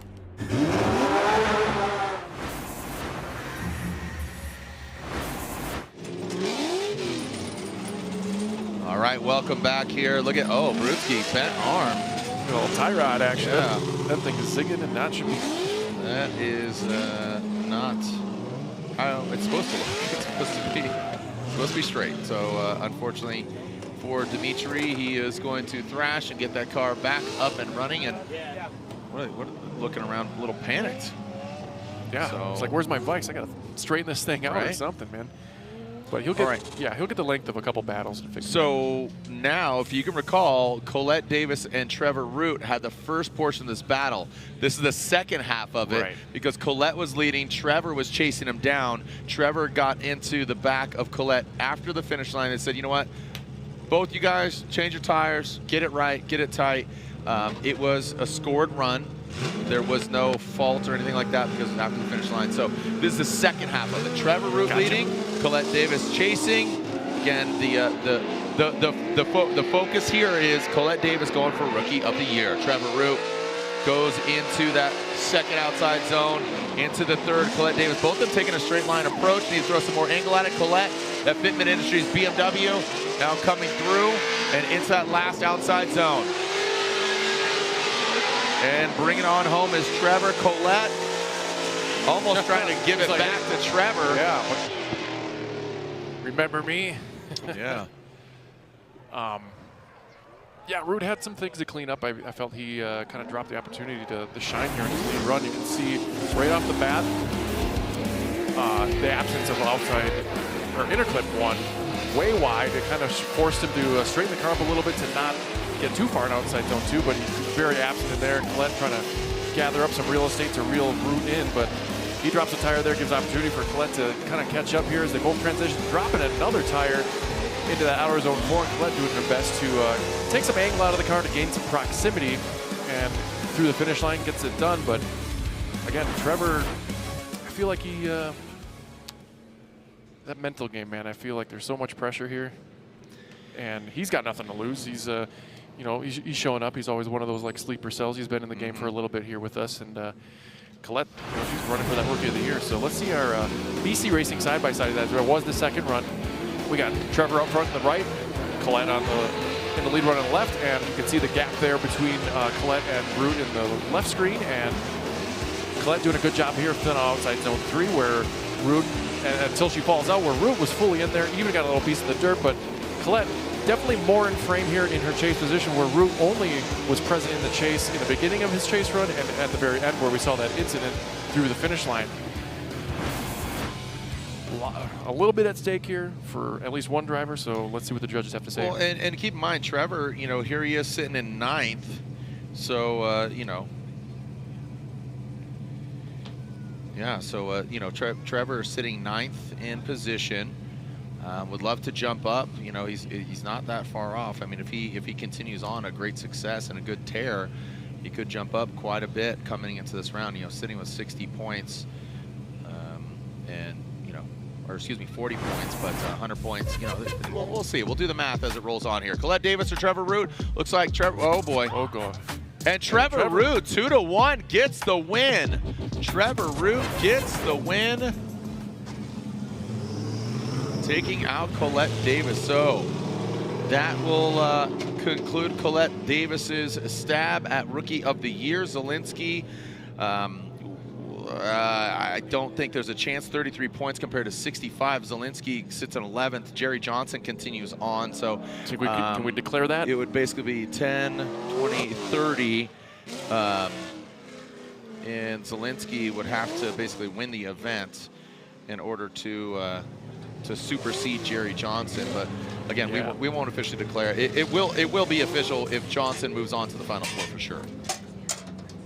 So now looking at Brutskiy's camp, we got the toe plates on. Looks like they straightened out that look like an inner tie rod as we line up Adam Hishman and Casey Cole to round out. Well, not round out yet, but it would have been the last battle of our top 16 as we'll circle back to Zielinski and Brutskiy. What do you expect here? What do you anticipate going off of what we saw earlier today between Cole and Hishman? Like, Cole's on a little bit of a heater here. Hishman has been doing really well. He's coming into his own form here in PROSPEC, so I expect great things for these drivers. I don't want to be disappointed. These guys, I like them both, so I love seeing their styles are a little different and seeing those kind of clash and see what comes out on top. Yeah, car builds, driving style. I think this is definitely two schools of thought, two different ways to execute this course. Bang, but look at that, almost simultaneously initiating into the outside zone 1 and ripping into 3. You saw a little quick yank of the handbrake from Hishman out front. Left foot brake, that allows Casey Cole to get close. Does have good proximity now. Casey Cole rips up into outside zone 4. Look at that proximity from Casey Cole. That's what I expected. That's what I like to see. Like, yeah, Hishman had a few little tidbits here, nothing to like declare an emergency or anything, and Cole, you know, had a good aggression on his chase run here as we take a look as they get around the bubble here as Hishman throws it in there, a simultaneous entry like you said, and Cole a little bit behind there, but good placement in outer zone 1, and then into outer zone 3, I should say. Cole putting on the pressure here, gets a little bit in front of the pocket here as Hishman brings it around, and Cole could have been in a little better position to set himself up early in outer zone 4, but he definitely does a good job of closing that gap between him and Hishman towards the last third of outer zone 4 as we take another stab at the run here, looking at outer zone 3 already. As you can see, Cole getting in front of that pocket, both parties left foot braking, trying to just wheel those things around as Cole does a great job of making adjustments here to not making an obvious adjustment to get into that pocket a little deeper, as Hishman does a great job in the lead position, showing his confidence in the lead by just, that car was just looking smooth throughout the whole run, to be honest. So let's switch it, reverse it, see what Cole gets with some clean air as Brutskiy continues to look on. It looks like they got their car done. All right, taking a look back at the second half of this battle, Casey Cole will lead. Loved Casey's chase job. I think that level of confidence, given all the zaniness going down, and you know what's interesting here is how much are the spotters telling them, like, okay, this is what's going on, and how much are they watching? You know, we saw in the pits there, everybody's watching back in their pits, like, what's going on? And they're like, what? How? You know, just, so how much does that play a role in their psyche of, you know, all the drivers? But Casey Cole, great chase run, but now he's out front. So Hishman is going to try to give that same pressure back to Casey Cole. Now, coming out of that second, there it is, Hishman. Yo, hello, buddy. Contact, Cole stays in it. Yes, sir. Banging doors and stays in it, that M-Spec S chassis. Hishman came in guns a-blazing, but Cole, what a G. Tip of the hat. Oh, wow. All right, so, I mean, it seemed that Hishman was coming in hot. Would love to look at it again. Was Cole, you know, on momentum? Just to clarify, Yeah, I think the judge was saying, like, did Casey impede? You know, did he throw a roadblock? Yeah, I liked Casey's aggression entry here. Was great. Great placement on inner clip 1, even better in outer zone 2. And look at Hishman was right there. Let's see, it was fired off. Let's be honest, that I think Momentum. Hishman, yeah. He was flowing. He was flowing, and that thing just did not stop. It was like a freight train through that outer zone 3. As you can tell, I noticed this in the live action. You can see the handbrake. The car's lit off well before 3. Smoke starts to billow up a little bit after, but you know that takes a little time to curate. As Hishman just, I feel like, came in too hot. And hats off to Casey Cole keeping that angle. That I think he's got the PBM under the suspension of that thing, just keeping it lit. Look at that. So contact, and Cole using all the angle and even kept it out of the dirt, Jared. That was so impressive and exciting that he was able to continue on. I mean, Hishman almost put him in a better position. So as we look here, where the contact was made, there was no momentum, you know, lines there. As we can see on our map, we got 3 different momentum changes where the chase driver can expect a momentum change from the lead driver. So another look at Casey's lead run here. As you can see, pulling the handbrake. He's decelling after the transition. It's what the judges want. He's lit off well before the contact, in my opinion. That I felt like Hishman was a little too far forward in the pocket. Maybe we get the judges here to tell me otherwise, but that's just what I'm seeing as far as that incident goes. As Casey brings it around here, I really like the transition here. You can see the smoke start to billow back up, and yeah, it's just that unfortunate for Hishman. I felt like he just came in too hot, Jared, to be honest. All right. Here we are taking a look and awaiting. What a beautiful backdrop. The skies of Utah. And waiting for the outcome here. Scores are in, Jared. Are they in? All right, let's take a look here. Slide him left for Hishman, right for Casey Cole. And Casey Cole gets 1 vote, 2 votes, and it's unanimous. Casey Cole gets the victory. All right. He's cruising, brother. He's cruising, turning water into wine, baby. Oh, so sweet. We'll see if he can turn that wine into champagne on the box. Casey Cole advances on, and we are still, right? Because we're almost complete with our time. Almost complete, but the big notable one, Brutskiy and Zielinski, 7 drivers in. So 7 drivers into the Great 8. They're warming up their GT radials back there in front of Max, so they're gunning and running, ready to go. And there's how and where we are. So already in the Grade 8, Sorenson versus Talaska, Buchanan versus Johnson, Stewart versus Root, and Casey Cole versus Brutskiy or Zielinski. And that is one to watch because, again, Brutskiy essentially holds the fate of a potential championship in this battle. Going to one more time after what I would consider an uncharacteristic run by Brutskiy in the lead position. Zielinski twisted the screws. He needed to do everything. He did an okay job. And again, it was split decision. One judge said Zielinski, one judge said Brutskiy, and one judge said one more time. So if that is any indication, let's go on with this battle. Dmitriy Brutskiy into that second outside zone, transitioning into the third. Big angle for Brutskiy out front.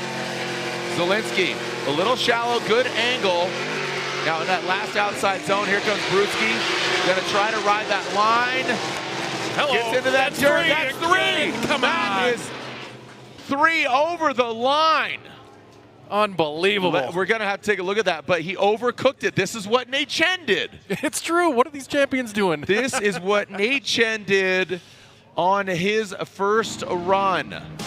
Wow, let's run it back here, Jared, as we can see them line up through the bubble here as Brutskiy does a good job of keeping it in outer zone 1. Zielinski putting the pressure on right away as he does a great job in outer zone 2. Good transition there. Drops a little bit of tire in the rumble strip as we get to 3. Does a better job than his previous lead run in outer zone 3. Zielinski could have been a little deeper in the pocket, but here is the crux of the situation. Again, Zielinski putting on the pressure, independently goes off 1, 2, 3, right like inches before that finish line. Like we talk about, it's a mental game, inches of a mental game between the ears, but that was right before the Here's finish the line. other scenario. Here we go. If he debeads a tire. Oh yeah. Does he still have a comp timeout? I don't think he's used it. Did it debead? I'm just saying. Oh, yeah. What? I'm just saying, if he debeaded a tire, I think. But even if he debeaded, you couldn't use a comp timeout because he was. If he was on his own, power. yeah, because it was independent. He's moving healthily down there. Correct. All right. Can you imagine what the Zielinski spotter is telling him right now? Just he's right there. I think it's his pops, like he's in his ear. All right, so here we go. Zielinski out front, Brutskiy in the chase position. Brutskiy pushing too hard in that scenario, and now he is going to. This is just crazy, too. This is just the wildest PROSPEC, definitely of the season, maybe in some time. I mean, aggressive driving. Zielinski in this Fitment Industries S chassis initiates Brutskiy. I think he's going to try to push Zielinski around because he's going to try to force an error here. And there goes Brutskiy. Drops into formation. Zielinski straightens out a little bit outside zone 3. Looks like he's trying to get away. He's chasing him down like he owes him money. And Zielinski brings it all the way through. Keeps it where the rubber meets the road. Dude. And he's like, I am staying away from the dirt. Dude, that is quick sand or it's slow sand. He rips through.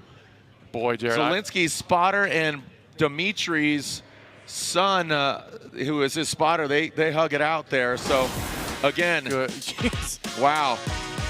Wow, yeah, wow indeed, Jared, as we turn around. Zielinski loving his entry, very aggressive. Brutskiy right there with him, doing a good job of filling out. Brutskiy dropping a tire on that rumble strip at outer zone 2 as Zielinski, I thought maybe a belt dropped off. He's doing a lot of corrections maybe to keep that tire lit as he transitions into 4. He is checking the boxes, but I feel like he was just not as comfortable. Maybe they turned the wick up on that car, suspension settings, but I felt like he couldn't quite massage that car as further out as he wanted to. Maybe he did play it safe. Maybe his spotter did tell him to, like, hey, let's take it easy. Let's just check the boxes. We got a huge advantage here. As we get around again, we'll take a look at the eye in the sky as Zielinski does a good job here maneuvering the vehicle. But this is where I thought maybe the belt, like, abandoned ship from his car or something, because he's just kind of like weaving and wavering. The smoke starts to dwindle, but then it does stay lit through outer zone 4, and this is what he needed to do. It's a complete run where the little contact there too, I didn't see at the live action, but I'm all saying I feel like that is a complete run, and wow, yikes. Okay, so the plot thickens, and you know, here's again, Cole Richards going out in 32, Chen going out in 16, Dmitriy could be going out if they all slide right, or at least 2. Collin Zielinski gets the win. Brutskiy is knocked out. Dmitriy Brutskiy knocked out in 16, and the big thing here is Chen can still win the championship because the tiebreaker is decided by point standings coming into this round of competition, and Chen was the highest ranked driver coming into this round of competition. Correct. So the other variable, again, Johnson, Buchanan, and Talaska could still win, but they would essentially need to win the event. Again, the first tiebreaker is the finish here. So they both got into 16, right? They both lost in 16. The next tiebreaker in the rung is the rank coming into the event, which is last event's finish, and there you have it, Nate Chen. Wow. Yeah, we're all. It's a barn burner, Jared. Yeah, I mean, it's like Minority Report over here. We got balls and numbers and things. Here we go, Talaska. Speaking of, again, somebody who's in contention, Talaska going against Amanda Sorenson. Talaska, the Yellow Speed Racing BMW. We saw both these guy and gal go off track earlier, and Talaska keeps it into that outside zone 3. This outside zone 4 has played a role. And Talaska and Amanda finish it out. All right, look at that. Clean. Hey, we got a clean run. No contact, no dirt. Look at this. And there is Chen and Brutskiy talking. What are they saying? I didn't, like I did previous practice runs, and I just, they beat me. I mean, I did the same thing, man, so. Yeah, oh, that's right, that's how you won. Yeah, well, yeah. So, nope. Good job. If you got it, then you got it. I doubt that, but. And there it is. You saw Dmitriy say, you got it, man. But a lot of eyes on Cody Buchanan. So there they end at 110 points. If Buchanan beats Johnson, he'd be at 110. If Buchanan advances on into the finals, he could be our champion. I know, there's so much at stake here. Like, what in the serious awesome WTFD? What the Formula D? Are you serious? Yeah, great job here by Talaska as we take a look at the battle just happened in front of us. I felt like Amanda could have put a little more presence in the chase run as we take another look from Justin Smashes. Talaska kind of had a beeline approach here, pulling some angle out of the car. I talked to his spotter. He's like, we're not turning the wick down. I'm like, make that thing looser. But now he looks like he's driving as hard as he needs to keep that car in contention and into drift into outer zone 4 as Amanda pulls a little handbrake, gained a little proximity right before the finish as they finish it out. So let's reverse those roles, Jared. Give Amanda the clean air and that 2JZ E36 the chase. Absolutely unreal event here in PROSPEC. Amanda Sorenson trying to make history, the first ever female to podium. She'd love to do it again. Amanda Sorenson against Cory Talaska, who's now in contention of a championship, but she'd love to put a stop to it. Here we go, Amanda Sorenson initiating, transitioning into that first outside zone, past that inside clip. Now into the second outside zone and into the third. Look at that, Cory Talaska. You can see him coming in on the inside. Amanda Sorenson into outside zone 3. Now transition to outside zone 4. Good placement. Talaska, he surges in an attack. You can see some good proximity, not really mimicking the angle. It's coming down to this. I mean, what an insane PROSPEC. So again, Nate Chen, Brutskiy out in 16, Cole Richards out in 32. Basically the only person that can't win the championship is Brutskiy. It comes down to Chen, Talaska, and Buchanan. Here we go, Amanda out front. Talaska kind of putting the pressure on early, and kind of pulling an angle out here. Amanda doing a great job of filling out her zone 2 as Talaska does a great job going and following that mimic, but does kind of pull back there as Amanda puts on the, looks like a little left foot brake in there right at the end of outer zone 3. And Talaska needs a little more aggression here going into outer zone 4 as he does get some more proximity going towards the finish here as Amanda real smooth out front there in the entirety of outer zone 4. Another look. Amanda looking really smooth there, not much wavering from either side of these drivers here as Talaska does make a correction there to get himself back in the pocket as Amanda does a little bit of a correction there with the left foot braking, like I said earlier, but the transition here, I feel like Talaska needed to be a little more aggressive coming out of that into 4, and it would set him up a little more pretty, but he does make up for it towards the end of that zone. So another decision that has so much weight to it. Like, oh man, just the pressure and the rock stars just fueling this energy. Oh man, we're hopped up on sugar-free Rockstar. I'm pumped, man. This is all the judges up here analyzing it, but they're saying, dude, now it's interesting. Yeah, here we go. Like the plot thickens. You can see the aggression. Amanda was a little straight up, but showed the aggression a little earlier in her chase position where Talaska kind of reeled it in later, but Amanda kind of had this attitude in the entirety of her chase. So I think where it shined, they had very similar lead runs, but where it shone for me was Talaska's chase and just had a little more aggression and a little more proximity. Besides that little hiccup in the outer zone 4, I think that's going to be the hair that we're going to split in this run.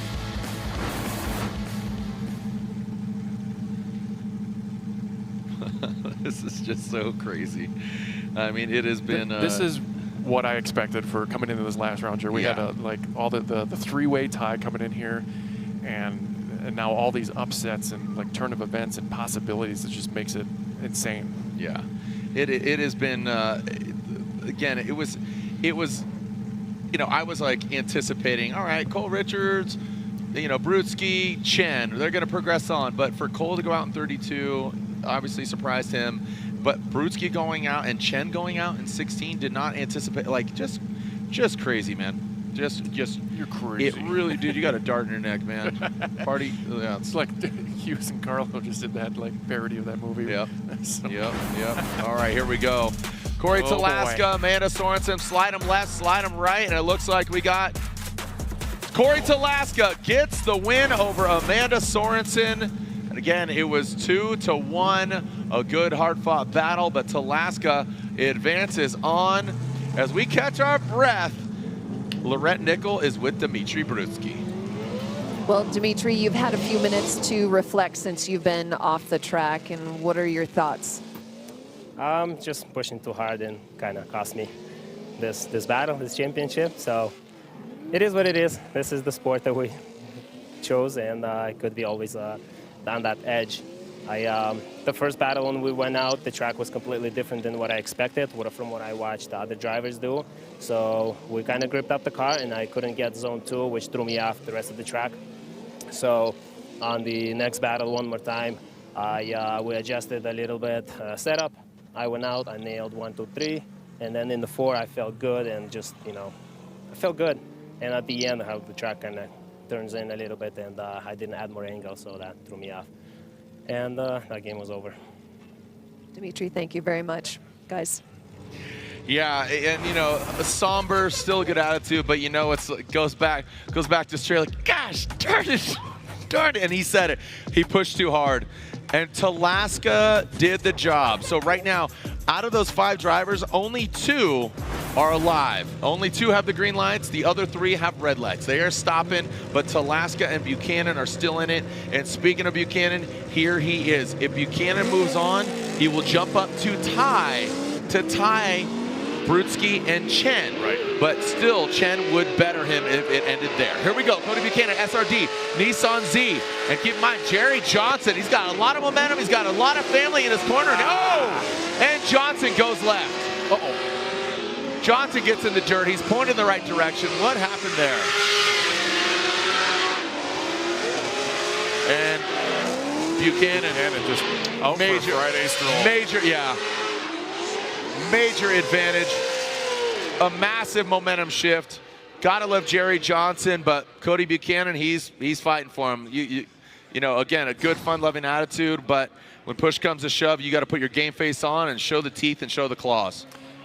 Yeah, I mean, the battle's not done yet, but that's going to be a real disadvantage here in the Jerry Johnson camp. I mean, anything can happen, as we've seen, like, all these upsets so far. So let's get him the track cleaned up. I'm glad he stayed out of the wall there. He came really close on that outside perimeter after he went off course. So I was glad to see him come out of the dirt and dust unscathed, essentially. So let's take another look at Cody Buchanan out front, Jerry Johnson giving chase. You can see a little wiggle of the front end of that Jerry Johnson mobile as they get through their inner clip 1 through 2. Good job by both parties. And let's see if we can see where it fell apart for Johnson. Looked like the front end just washed out. Maybe he lost a power steering belt. I'm not really sure what happened there. Maybe we can talk to his spotter or crew to ascertain what exactly happened. Maybe he'll take a 5. I'm not sure yet. But Buchanan out there all his lonesome, putting on a clinic.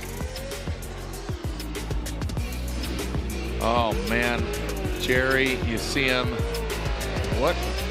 So there he is. Gets in that rumble strip, and then when he goes to swing the thing, it just comes unwound. It just washed out. Like, it wasn't even like understeer. I'm kind of perplexed. Like the car just coasted. Like it had no grip. Yeah.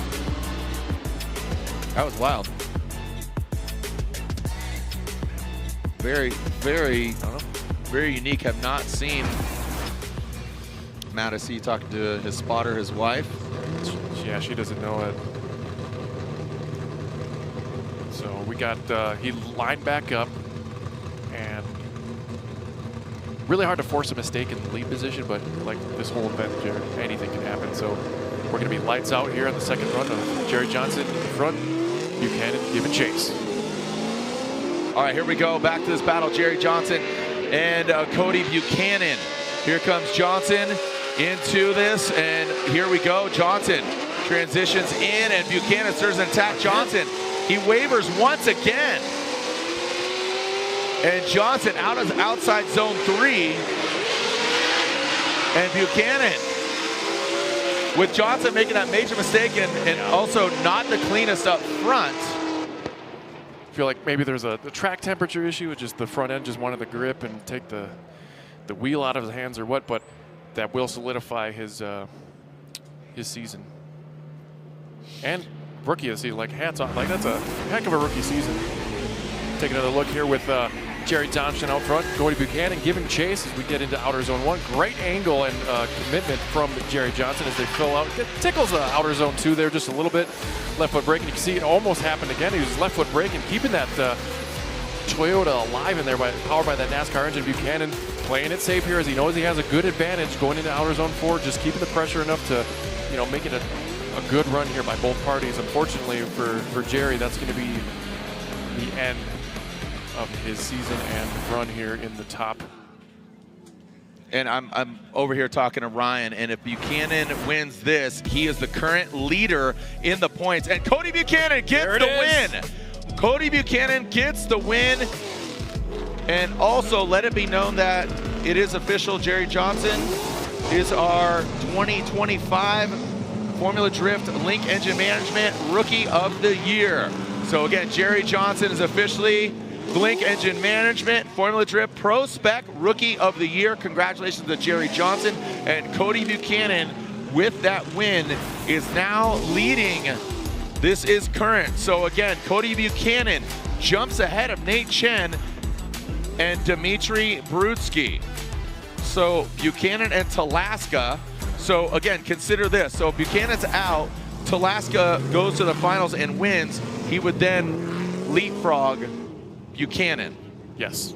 So it'd go like, he goes 110, he ties, they go 4-way with, or not, basically they have 100, they all have 110 points. And then Talaska would. Well, with that, because he advanced further this event, like you were talking about earlier. Talaska's in the 4. So.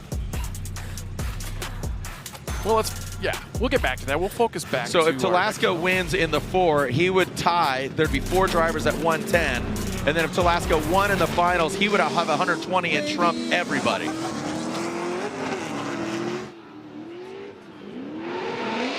And here we go back to the action. Trevor Root and Stewart. Root out front.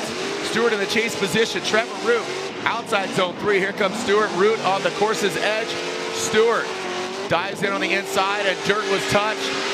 And Stewart gets loose. Stewart gets way loose. Stewart does re-enter the asphalt, but a lot of analyzing going down as far as scenarios and championship and just overall. But we do know that 2 drivers are already in the 4. That's Talaska and Buchanan. And again, championship standings, Buchanan ties Brutskiy and Chen with 110. Talaska's at 100. But again, a lot of it comes down to Talaska and Buchanan. Yeah. And if Buchanan wins, basically he would be champion is what I am gathering. Because he got further in the bracket today. What we got?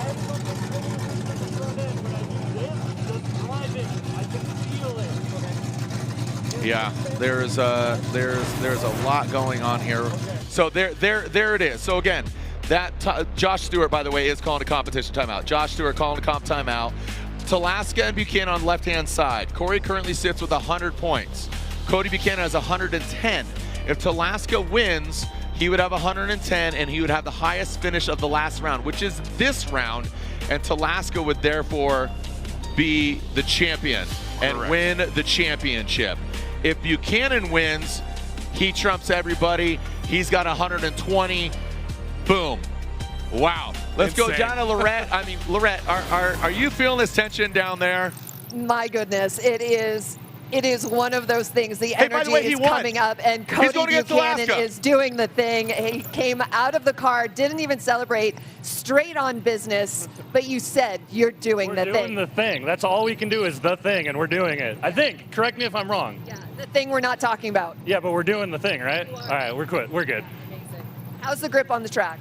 It honestly feels very similar. The rear is perfectly fine. I feel the front end start to wash a little bit, but the rear, same as yesterday. Yeah. Yeah. Going against Cory Talaska up next, guys. Cody's energy and just he's got a fun-loving attitude. We're doing the thing.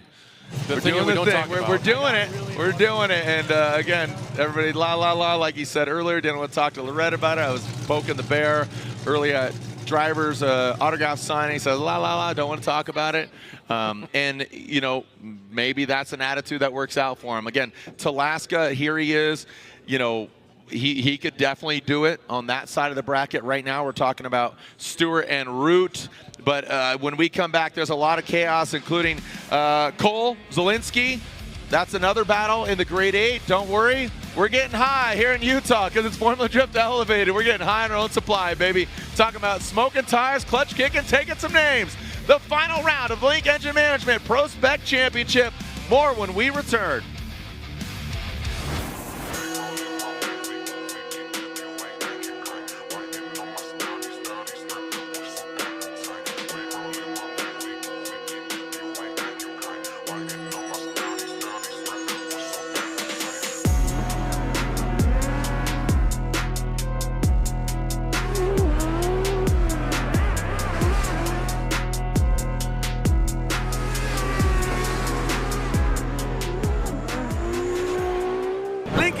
Let's get it. We got the spiciest K-Series built. Supercharged Ford Eliminator engine. Oh, good old SR20 Blink Monsoon is so rowdy. Naturally aspirated, 1,000 horsepower, LS-based engine. And then we're going to add nitrous on top of it. Running an S54 controlled by Link ECU. Link direct injection EcoBoost Fox body. I actually put an FA24 in it. B58 E46 Link ECU. No matter what engine you have, it's a stock K24 or it's a 1,000 wheel 2J. Link ECU all day.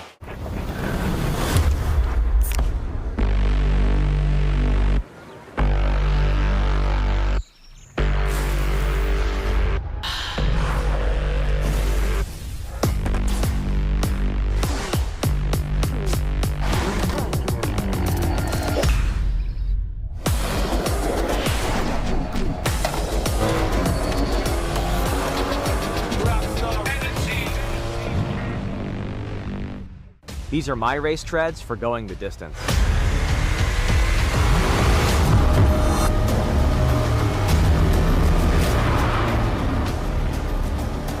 Racetreads.com. Tires for every adventure.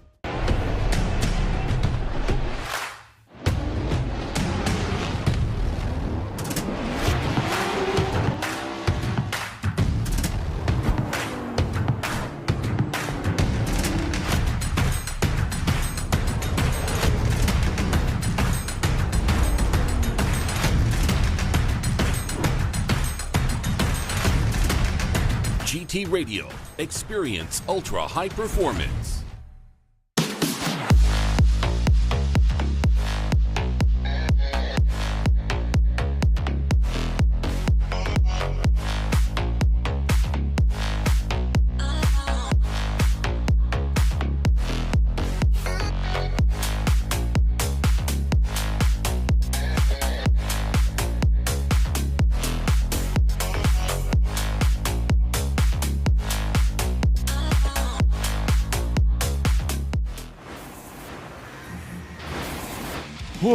Woosa.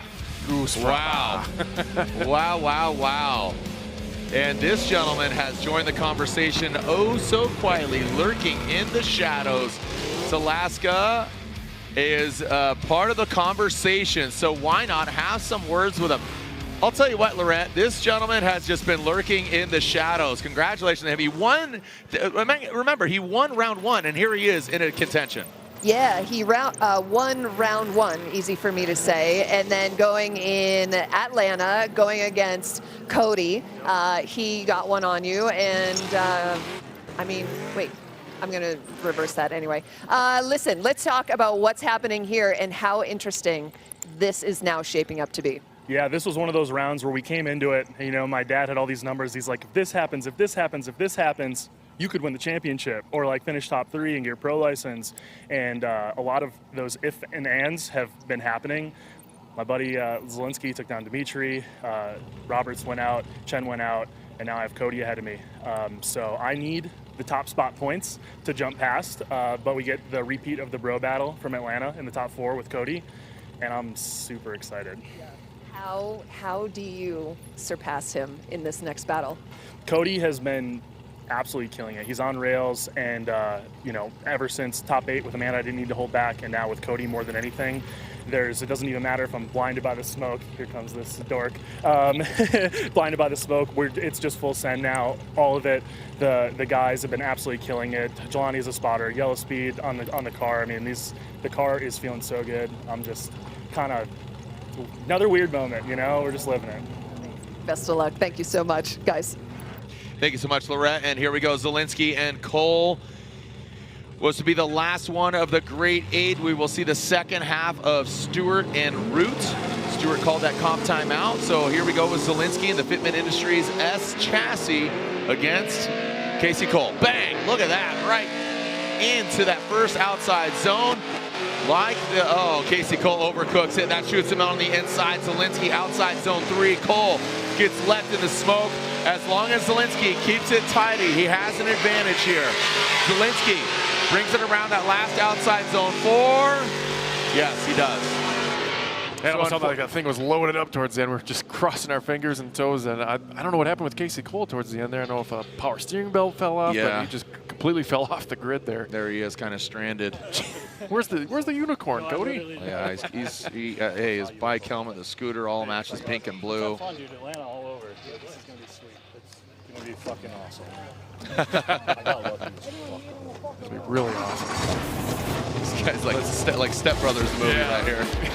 Let's take another look where Zielinski throws it down in the lead here as Casey Cole tries to put some aggression on early and does make a little bit of contact, forcing himself out of outer zone 2. So that's where it kind of screwed up here. I wasn't sure of the live action, but Zielinski needed to be a little deeper into 3 if he's going to continue on here in the final 4 as he brings it out here through outer zone 4.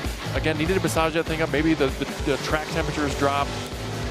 They haven't driven this late this weekend, so there could definitely be a grip issue here as we take a look at Casey Cole has some issues. Maybe we can get some insight from our boots on the ground there. We got Joe Fry seeing what's up, and Casey's wife can maybe give some insight what's going on.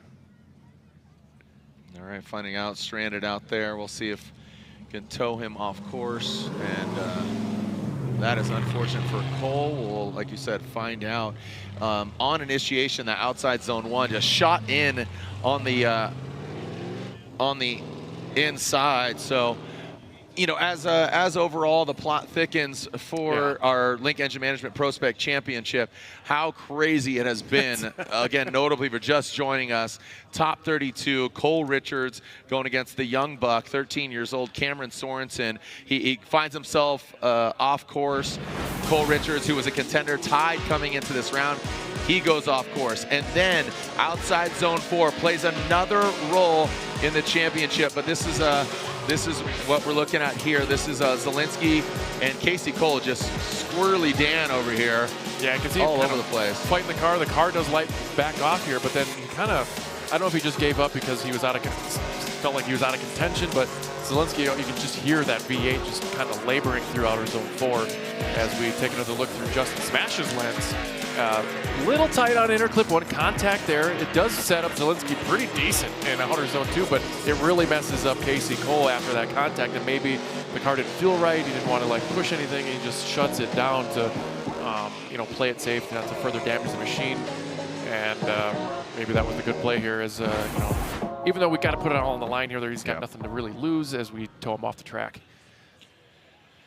Attrition, the cars, like I said, I'll say it again. I think competition in ProSpec is harder, on the drivers because it is only 4 rounds as opposed to 8. If you have one bad round, you are just out. Yeah, but also on the flip side, Talaska, in the meat of this championship sandwich, he got knocked down to 32 in New Jersey, I believe, but now he's back in the contention by far. Yeah, there's a lot that has unpacked as far as the rounds, and it, kicked things off in Atlanta, most recently in St. Louis, some great battles, but here we are in Utah, and a champion will be crowned. Coming in this round, it was a 3-way tie of Chen, Brutskiy, and Cole Richards. Cole goes out in 32. Chen and Brutskiy advance on to 16. But that outside zone 4 played a role for both Brutskiy and Chen. What are the odds? Chen right out of the gate, and then Brutskiy, after a one more time battle with Zielinski, he beats himself. Right. Both these guys beat them. All 3 of them beat themselves. I would say that, Cole says he might have had contact, but looking at Buchanan, 110 points, Talaska with 100.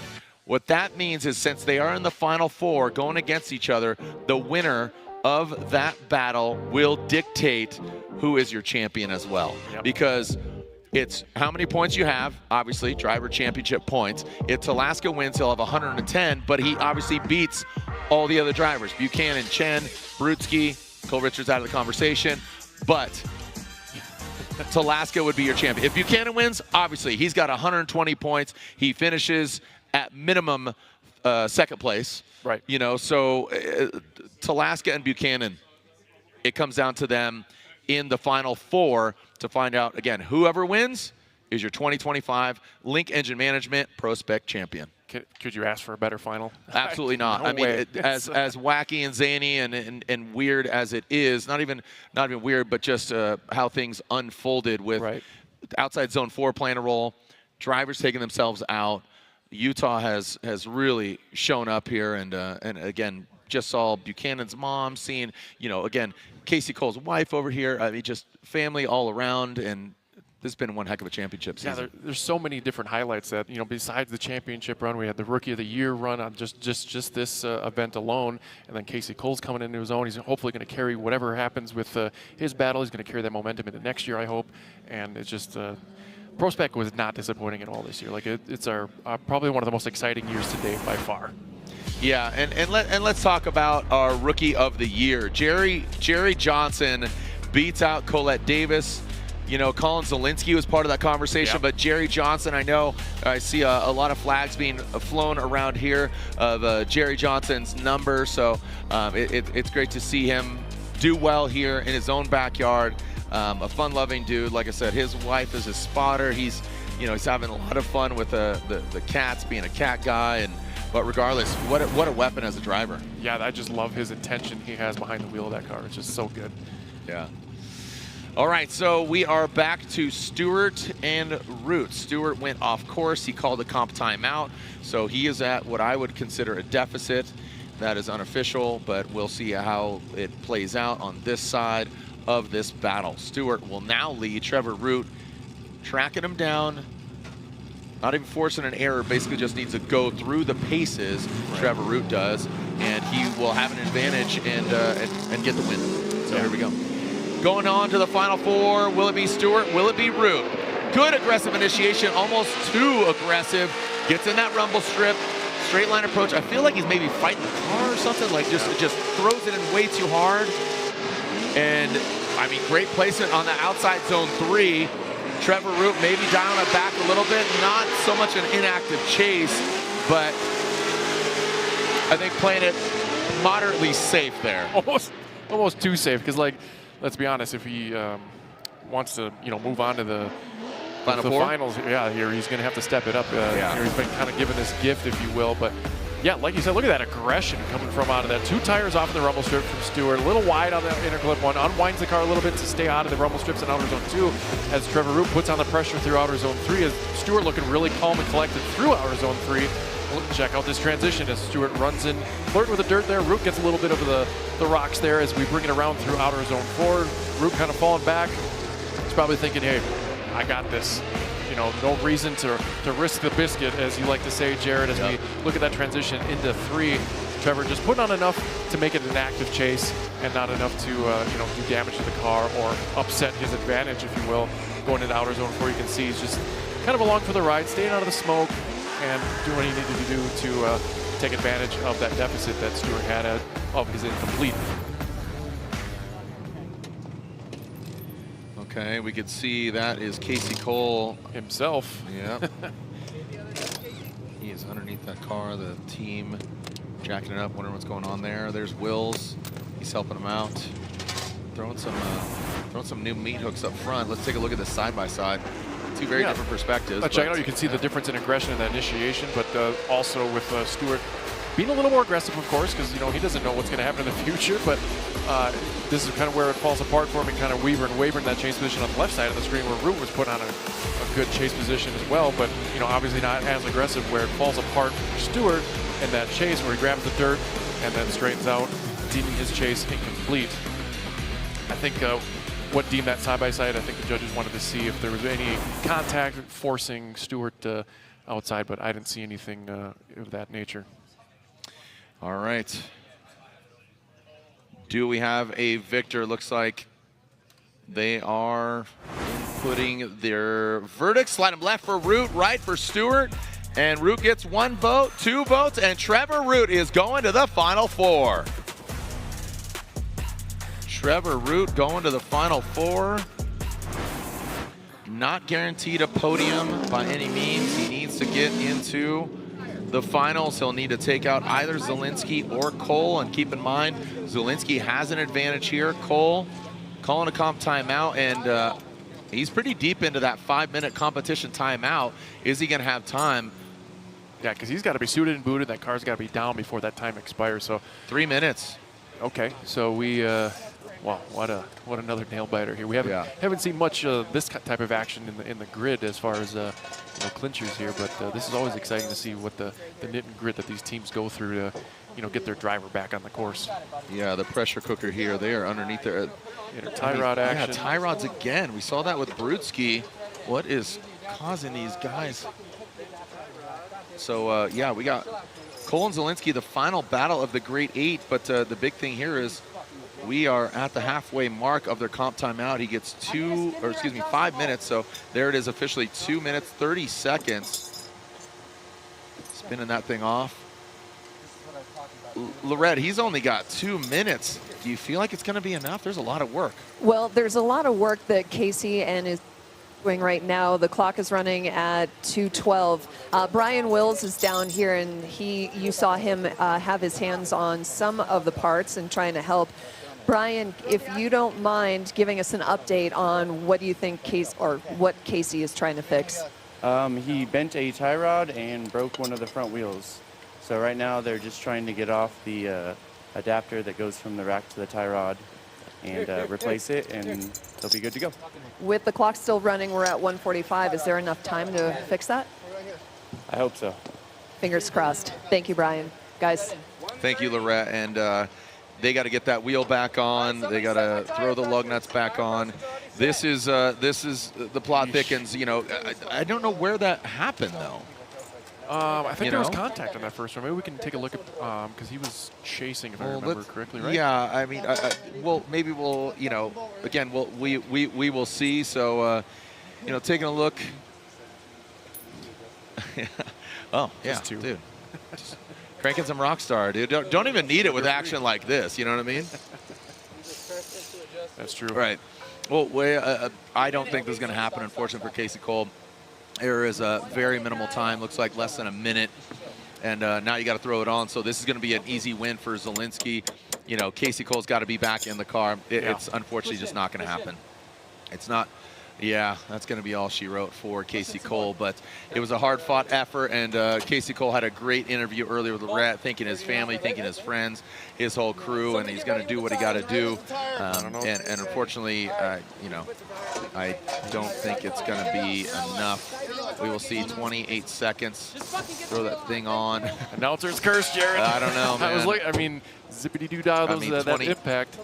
20 seconds. Hey, you know what? Prove me wrong. Yes. Prove me wrong. 13 seconds. And again, it's got to be buttoned up properly.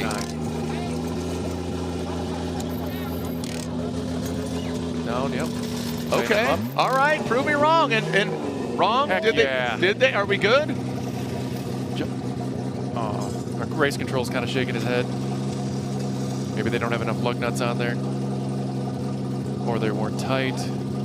Yeah, and again, the equipment needs to be safe. If the lug nuts weren't tight enough, you can't just throw it out there haphazardly. Especially the speeds of this course, like that's. Yeah, I mean, even dangerous. If you're, regardless of how fast you're going, that front right corner. So we'll find out officially as we can see Trey down there.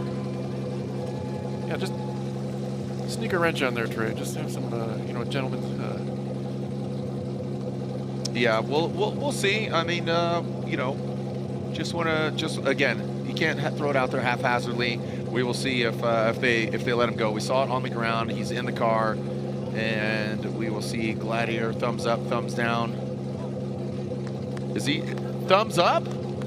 Thumbs up. We're letting him go. Let him rip, Tater Chip. Casey Cole got it done. Like I said, prove me wrong. I did not think there was enough time, and they just threw it out there. Now keep in mind, Casey Cole is at a deficit, even though with the thumbs up. You gotta love that. So Casey Cole and his team putting it together. Better than a bye run, I say. Absolutely better than a bye run. Yes, it absolutely is. Yeah, yeah. So I saw Casey down there from Triple Crown Drift, and so look at that, making his way back to the start line. He is at that deficit. He's straightened out, so we'll see if he can maybe force a mistake in Zielinski. Zielinski thought he, was going to get handed maybe a victory. We will see. All right, so as we wait for this, here's some notes that I'm being sent here. Is if Talaska wins, he wins the championship. If Talaska loses, Buchanan wins the championship, and Talaska gets second place. Chen gets third. Talaska, either way, wins the whole thing, or he is sitting outside in fourth for the season and no pro license. What? Man, there's so many stipulations. Yeah, he wins the whole thing, and his life can change in one battle, or it starts a new one in 2026. Down to one decision in battle. And then if Buchanan wins, he wins the championship. Chen gets second, and Brutskiy gets third. So, wow. Absolutely insane. So, yeah, kind of a tribute to our new championship point or fourth system. place. Yeah, you mentioned it's easy to keep track of the points, but it's also creating this kind of a mix-up. Yeah. Yeah, I like the straightforward 10 points per win. And hey, being in those seeding brackets, 3 points could assist you as well. So, that's a scenario that has been pretty interesting as well.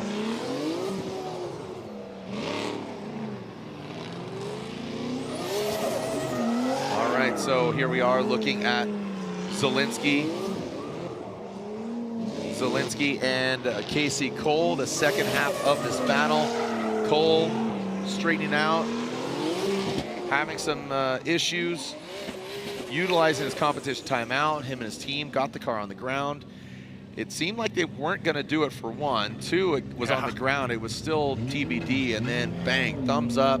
They said they're good to go. Hey, so yeah, that's off to him. Way to prove me wrong. The magic of cordless tools right there. Right? Oh, my goodness.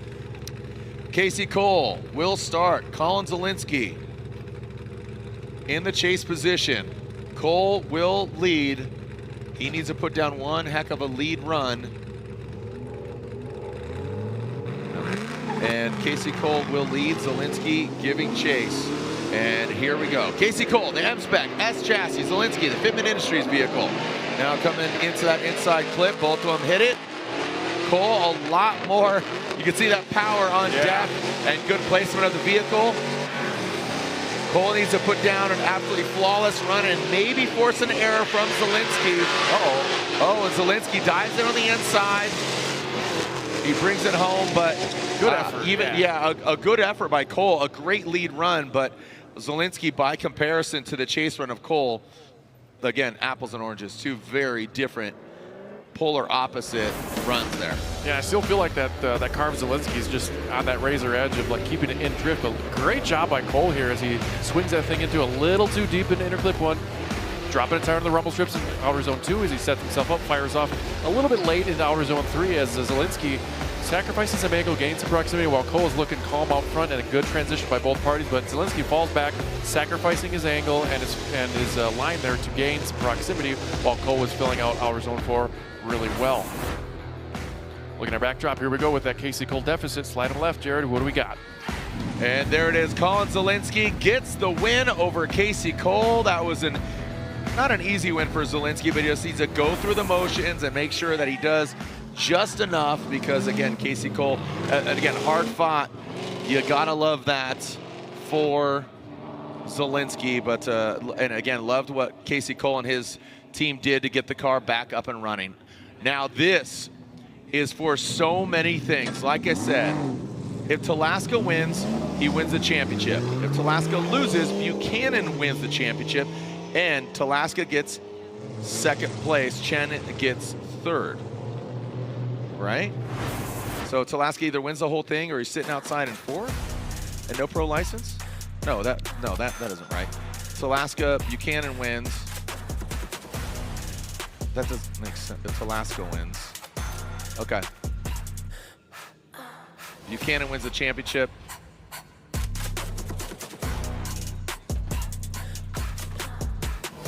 That it would be Chen and Brutskiy right here. That's Talaska loses. Buchanan wins the championship, and it would basically be Chen gets second, Brutskiy gets third, right? That scenario, I'm reading some things there. So, all right. So, again, whoever wins this wins the championship. Very good. Get down to second and third overall.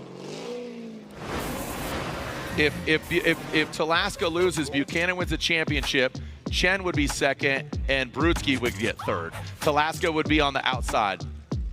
And here we are. We are taking a look at this, and it's Buchanan and Talaska.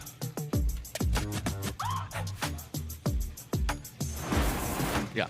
All right, so here it is, the championship up for grabs. It's Buchanan and Talaska. They were kind of part of the conversation when we entered this round, but not officially. Like, and they were like, la, don't want to talk about it. But here's two good friends, two amazing drivers. It's a must-win for Talaska. Buchanan out front, Talaska chase him down. Cody Buchanan, SRD, Nissan Z, into that first outside zone, now into the second. Gets into that red and white rumble strip. Here comes Talaska in the BMW. Contact. Again, they had contact in Atlanta, and now they got contact here in Salt Lake City. The final round of the Link Engine Management ProSpec Championship. And look at Talaska. Again, good friends. They know what to expect. They are trying to throw down and put on a show, but they don't want to overcook it and do too much. Like we saw earlier with Cole Richards, Chen, and Brutskiy all taking themselves out. Yeah, let's take a look here. Buchanan, aggressive out front. Talaska hanging there right with him. He does come up real tight to that inner clip one. 2 tires off in outer zone 2. Talaska keeping calm and collected as he gives a little boop through outer zone 3. And Buchanan's like, doesn't even care what's going on back there as Talaska brings it around, does a decent transition. Buchanan could have been just a touch deeper in outer zone 4 towards the end, but Talaska continuing the pressure. That's what we need to see this far in the bracket in both drivers. Good aggression on both parties here. Just a couple big dingers, especially that one, and here by Buchanan in the front. As we get into outer zone 3, we can see Talaska continuing to run the pressure there. You know, doesn't really waver or make Buchanan waver a bit, but he does a good job of keeping his composure in that lead position as he left foot breaks into outer zone 4, at least with a tire in the outer zone, and Talaska saying, hey, I'm still here, buddy, as they cross the finish line. All right, one half of the battle left. Here we go. To dictate not only who's going to the finals, who is guaranteed a podium, but is guaranteed a championship. This is a must-win, and whoever wins this battle is your 2025 Link Engine Management ProSpec champion. A new name amongst the likes of Dmitriy Brutskiy, of the likes of Ben Hobson, right? I mean, just absolute legends. You know, we've seen drivers jump from ProSpec to Pro. O'Sullivan, Mata, Tommy Lemaire, and now Talaska and Buchanan. Are they going to jump to Pro? But right now, who's going to be your 2025 champion? Talaska out front, Buchanan in chase position, outside zone 1. Pass it inside clip. Talaska with the clean air and a clean line. Talaska won in Atlanta. Can he win here in Utah? Talaska dials it in. Buchanan chasing him down, losing some ground. Talaska brings it on in. Great placement by the Yellow Speed Racing BMW. Talaska brings it across the finish line. What a battle between good friends, Talaska and Buchanan. The winner, your 2025 Link Engine Management ProSpec champion, Buchanan or Talaska. And it was a must-win for Talaska. He has 100 points. If he stops here, he's in 4th place, no pro license. If he wins, he's champion, he's guaranteed a podium, and he gets a pro license. Look at this, Jared. If we just go lead to lead, Talaska's definitely got the advantage here, except for right there. He was a little shallow in 3, but remember, Buchanan had those two pretty big mistakes, in my opinion, way too far into inner clip 1, and 2 wheels off in outer zone 2. We'll take another look at that probably in a side-by-side, but check it out here as the kind of a lazy transition from Talaska. I think he was just being a little timid into that outer zone 3 where Buchanan is kind of hanging back. I felt like he needed to be more aggressive here, especially with what's at stake as they round out outer zone 4. Buchanan not putting nearly the pressure that Talaska did in his chase position.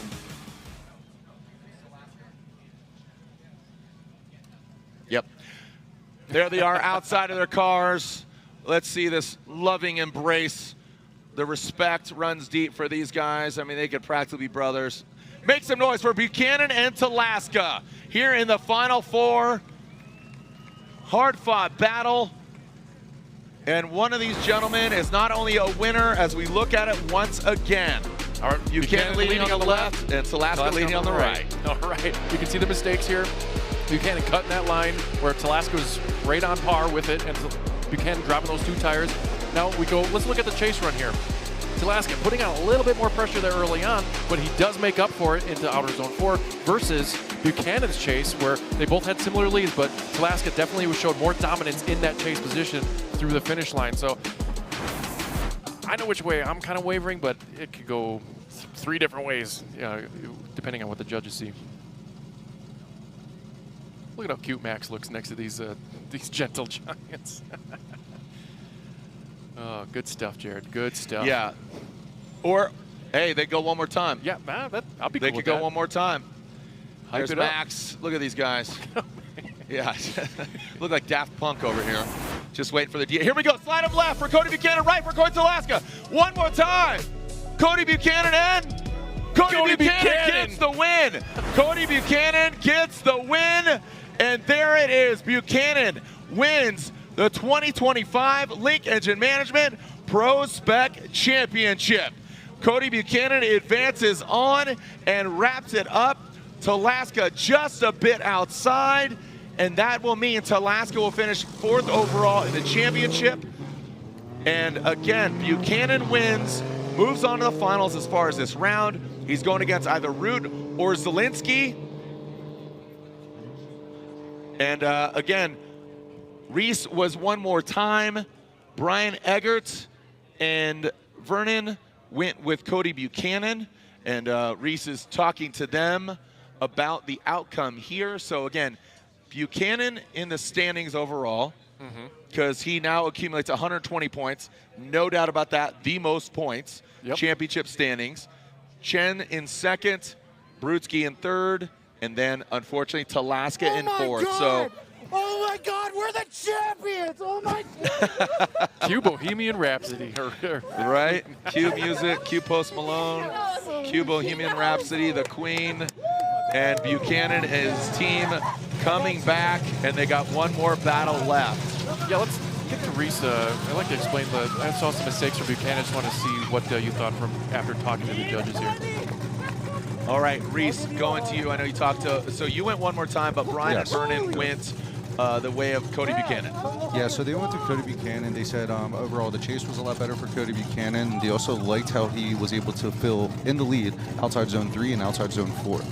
They did see that there were some mistakes that we saw in the beginning, as in chopping a little bit coming out of outside zone 1, also the inner clip. But overall, when we took everything together, outside zone 3, he feels like he just filled it out a little bit better in the lead in outside zone 4. So we can see here in the replay, a hard chop there for Buchanan. The lead there goes into outside zone 3. You can see just does a better job there. Now in the chase for Talaska, you can see a little bit of wavering. They put that on Talaska there. Now going into outside zone 4, they feel that Buchanan did a better job in the lead in outside zone 4, putting it all together. They gave Buchanan the win. I ended up going one more time where I felt there was enough on the table to go that way, but I just got outnumbered this one. Just edged out. Just edged out. And you know, there it is. Lorette, he's doing a thing.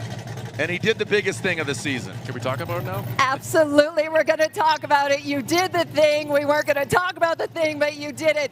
Cody Buchanan, you are the 2025 champion. Congratulations. All of the hard work, all the effort, all the tears from the team. Is this representative of all of that? I'm going to be 100% honest. My mind is so up there, I couldn't hear a word you said. That's really cool. We did the thing. You did And my mom's out there watching. Oh, that's How do you even put this moment into words? I mean, when we came here, we had the goal. We got 4th last year, and we were tired of getting 4th. So we were like, we want to do the thing, and we did it. And it's super cool. Your emotions right now are so, I don't have the right word, but do you understand what you just accomplished? Ask me again in 10 minutes when we're in the finals. You got it. All right, we're looking forward to the win. Even though, Cody Buchanan, you are the 2025 champion. Congratulations, guys. You got to love the honesty and transparency, the passion. You know what you're going to get. There is Mom. She is obviously calling her friends and saying, Cody did it. Guess what? Yeah, Cody did it, and he's still got another battle in the finals. Like you said, his head's out there. He's not even touching the ground right now. He's floating, him in the pink and the blue, and again, it's Easter. He has risen, baby. Talking about Cody Buchanan as Trevor Root and Zielinski. They are about to do battle to find out who's going against Buchanan. It's funny because we still got champion, and we didn't win a single event. This year. Pulling a Forsberg. Yeah, Forsberg did that in pro multiple years ago. No, we finished 3rd. So again, Buchanan, who's still in 4th. He is 110 points now, or 120 points. So Buchanan has 120 points. Chen has 110. He was out in 16, but he holds the tiebreaker over Brutskiy, and the tiebreaker would be coming into this round, the standings, and because Chen won in St. Louis, he betters Brutskiy. Brutskiy finishes 3rd overall, 110 points, and obviously Talaska stopping there, Cole Richards stopping there, 100 points for them. Unbelievable, Jared. That's how it finishes. And let's be honest, Cody Buchanan could have 130 points if he wins overall. But the fate has been sealed for your 2025 Link Engine Management Pro Spec Champion. Congratulations to Cody Buchanan. One battle still left to go against one of these gentlemen, Trevor Root or Collin Zielinski. Now keep in mind, I believe Talaska will get that 3rd place podium due to his seeding. Here we go. Interesting route there from, not Trevor Root, but from Zielinski. Trevor Rout would definitely want to take a different look at that Zielinski. Yeah. He surges forward to the side of Root. Now Zielinski dives in on the inside. Zielinski is all over the place right now, man. I feel like Zielinski is just grasping at the side of that BMW. He is taking haymaker swings if this is a boxing match. Yes. Watch this initiation. I mean, he was behind him over in the rumble strips. That was definitely interesting from Zielinski in that Fitment Industries S chassis. Yeah, I kind of missed that there, Jared, on the live action here as we take a look at Root leading around the bubble here and Zielinski doing a straight line approach. And yeah, definitely 2 off there. Root doing a good job of filling outer zone 2 as Zielinski makes up some real estate there into outer zone 3. Root looking very stable there through outer zone 3 as little bob and weaving from Zielinski as he times that transition well, keeps it on course. Root doing a great job filling outside zone 4 as Zielinski reels him in towards the finish.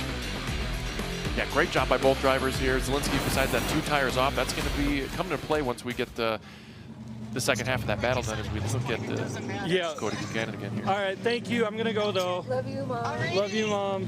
Love you, too. Bye. And there's Mom. She's up there in the stands, and she calls him and says, love you, congratulations, I'm going to go. Bye, I got to go drift. He still has one more battle left, the Cotton Candy Crusher over here. Talking about Cody Buchanan. Talaska again locks up that 3rd place podium. Let's give Zielinski and Root their flowers. This is the best finish they've had. They've never been to top 4. One of them is guaranteed a podium. Who will it be, Zielinski or Root? Going against Buchanan in the finals. Here goes Zielinski out front. Nice placement, quite a shift from where he was in that chase position. Now Trevor Root brings it in into that 3rd outside zone, a lot more refined. Oh, and Trevor Root looks like he gets a little loose. He goes off course. Oh my goodness. So here they are, nerves, attrition, tires, speed, all of it. So right now, this is, I mean, we are we're going into extra innings right now. Yeah, Root kind of pulled a Zielinski here in the chase position. You see how far to the left here as he gets 2 on the rumble strip there in the chase position. And Zielinski also getting almost 2 tires in the outer zone 2 as he sets himself up, firing off a little late into outer zone 3 as Root tries to play the game of catch up as Zielinski's looking a little more stable towards the end, but that's almost 1, 2, 3 off for Root. And we're going to call that 3, 4 off for Root. So that's going to be the incomplete in the chase position of Trevor Root. Taking a look at our Justin Smash's lens as we go into outer zone 3. You can see a little left foot braking from Trevor Root as Zielinski massages it back into outer zone 3 a little deeper, and you can see 1, 2, 3 off for Trevor Root. The run's done there, but he doesn't think so until he goes completely off in outer zone 4 as we ourselves get lost in the smoke with that GT radial tires. And we look off into the sunset here over the mountains, and I think we know which one this is going to go with Trevor Root and Collin Zielinski. All right, do we have a winner? Do we have a driver going to the final? Slide him left for Root or right for Collin Zielinski. Zielinski gets the win in the Fitment Industries S chassis. Trevor Root just a bit outside, his best finish yet. Congratulations to him. But it's Zielinski going to the finals against Mr. Buchanan. So Buchanan, Zielinski in the finals. Talaska gets 3rd place. One more battle for today's battle. And look at Zielinski, he jumps up, cannot take over Jerry Johnson, but he does take 2nd in the rookie battle, Rookie of the Year. So Zielinski jumps up and exceeds Colette Davis as far as Rookie of the Year, but he cannot get, only 10 points for each win. But again, a great effort there.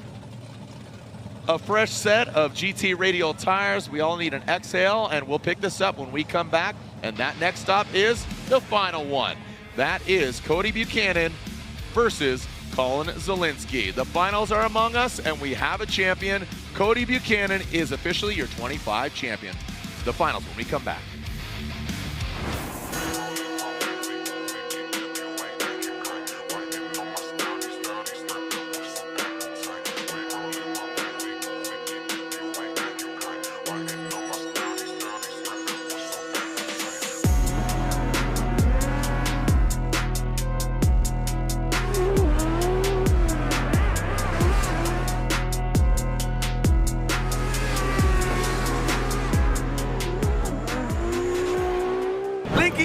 Let's get it! We got the spiciest K-Series built. Supercharged Ford Eliminator engine. Oh, good old SR20. Blink Monsoon is so rowdy. Naturally aspirated, 1,000 horsepower, LS-based engine. And then we're going to add nitrous on top of it. Running an S54 controlled by Link ECU.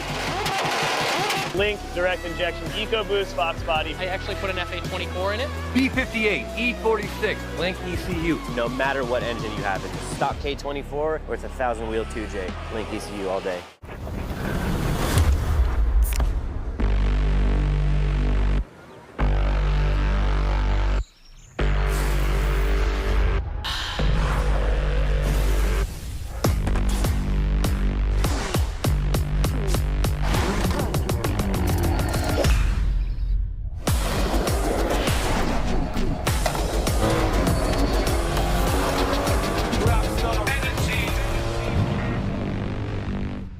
These are my race treads for going the distance.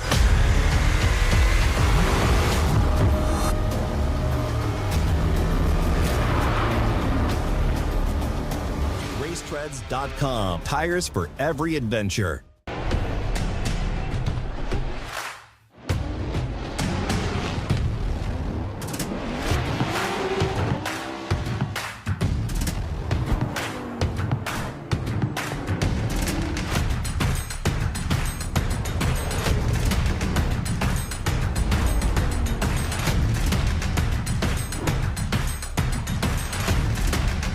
GT Radio. Experience ultra high performance.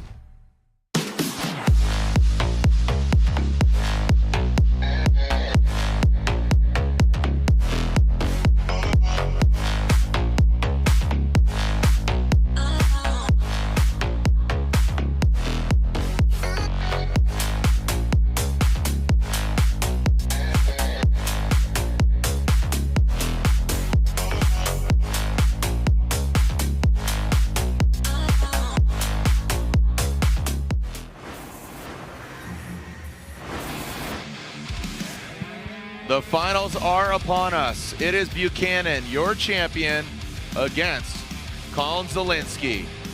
Zielinski, the best finish he's had so far, and here it is.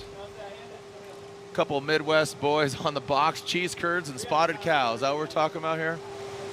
And Zielinski, you can see him, eyes on the prize. Yeah, exactly. And tighten things up. And let's get him going. The sun is setting here in beautiful Utah. Thank you for all the fans tuning in. Cody Buchanan back in the corner. Just pulling out and pulling up. The SRD got a little bums. All right, well, before we see the finals, let's throw it down to Lorette, who is with Mr. Zielinski. Absolutely, and so he is looking to, of course, get his best ever result. And Collin, tell me and tell everybody what you just told me about your car and what you're dealing with. Yeah, nothing too crazy, but we overheated it earlier because we lost a fan. So we got that fixed, but everything else feels pretty good. So we're just down, I feel like we're down a little bit of power here. I don't know if it's the elevation or just in general. I have a supercharger, so I really didn't turn up the car before we came here. But yeah, I just got to adapt, put down a good lead, and have some fun with Cody. Best of luck. Thank you, Collin. Excuse me, and thank you, Collin Zielinski. Good attitude, just as a matter of fact, I'm gonna go have some fun doing this, not a big deal. Let's just go for it. Lick the stamp and send it. Cody Buchanan, Collin Zielinski. Yeah, the homies with a couple Nissans. You got a Z, got the S chassis. V8s. Of Zielinski. Yeah, V8s, yeah, that's right. Just getting down, like this is, I feel like I think everyone just kind of exhaled after the championship announcement here. And Cody, they're both just going to have fun. And now with basically nothing to lose on either side. Yeah, I think what's funny is Cody Buchanan said, I don't know if you heard that sound, but I know we did. Here we go, a little Nitro Cross course is what we used to race on with Red Bull Global Rallycross and Nitro Cross and Nitro Rallycross, all of it. So there we are. But looks like pod racing right now. Cody Buchanan, if he doesn't win this event, he won the championship without winning an event. True. And but here he is. He's in the finals. He is one battle away from that not happening, and Zielinski would love to see that, but Zielinski is guaranteed a podium. Join us, we are in the building over at the podium ceremony. We have our NGK, we have our NGK contingency, we have obviously this round's trophy ceremony, and then of course the championship ceremony. And of course, tire manufacturer, GT Radial, it's Spec Tire, so no manufacturer championship standings there. But again, thank you to GT Radial for being the Spec Tire of the Link Engine Management ProSpec Championship, and of course Link Engine Management for their support of all the drivers in this series. 4 rounds, and it all comes down to this final round here in Utah. Remember, we're back here tomorrow for round 7 and the continuation of the Pro Championship. Taking a look at the schedule, where we will be. We'll be back here for our live stream is at 11:45. That is for top 32, and then 3:45 for United States Air Force opening ceremonies and our top 16 driver introduction. And of course, go ahead and buy your tickets if you plan on coming to Long Beach. They have been on sale for about a month now, so go ahead and buy them. October 17th and 18th, round 8 of the Formula Drift Pro Championship to find out who will be our 2025 champion. Will be James Dean once again. Will be Frederick Gosbo, Adam LZ, Matt Field shaking things up. Let's see what we got. Here we go. Cody Buchanan, Collin Zielinski. The finals are here. Let's send it for one more time in the Link Engine Management ProSpec Championship. Buchanan, our champion, comes out swinging across the nose of Zielinski's Fitment Industries S chassis. Buchanan in that nice, tight, look at that, put a bow on it, baby. Into that outside zone 3 goes Buchanan, Zielinski. The sun is setting, but it is rising. This young man, Cody Buchanan, he's doing his thing, as he says, last outside zone 4. And there goes Buchanan, Zielinski chasing him down. Yes, sir. What a run there from Buchanan out front. Zielinski chasing him down. What a great job there again. Zielinski with a 50% winning rate. Buchanan 73% winning rate before this event. Well, Jared, you can definitely see why Zielinski made it this far in the bracket against our champion, Cody Buchanan. He gets bathed in that smoke as Buchanan just kind of put on a clinic here, entering outer zone 3 great. Zielinski falling a little bit behind there. He does get some real estate back at the end of outer zone 3 as Cody puts it right where he needs to in outer zone 4, grabbing a little bit of that left foot brake, and Zielinski keeping the pressure on as they get through the finish line. And even beyond, they had a little scuffle there, but nothing too concerning as we get through outer zone 3 again, as Zielinski, you can see him straighten out there just a little bit, unwinds, puts it back in the pocket, does a good job of timing that transition against Cody Buchanan as we get through outer zone 4. He sacrifices a little bit of angle to get that proximity, gives it a little boop right at the finish line. So we'll turn around there as they head back up the hill, turn them around. Zielinski will get the clean air, and Buchanan will give chase. Plot twist, Cody Buchanan doesn't have steering.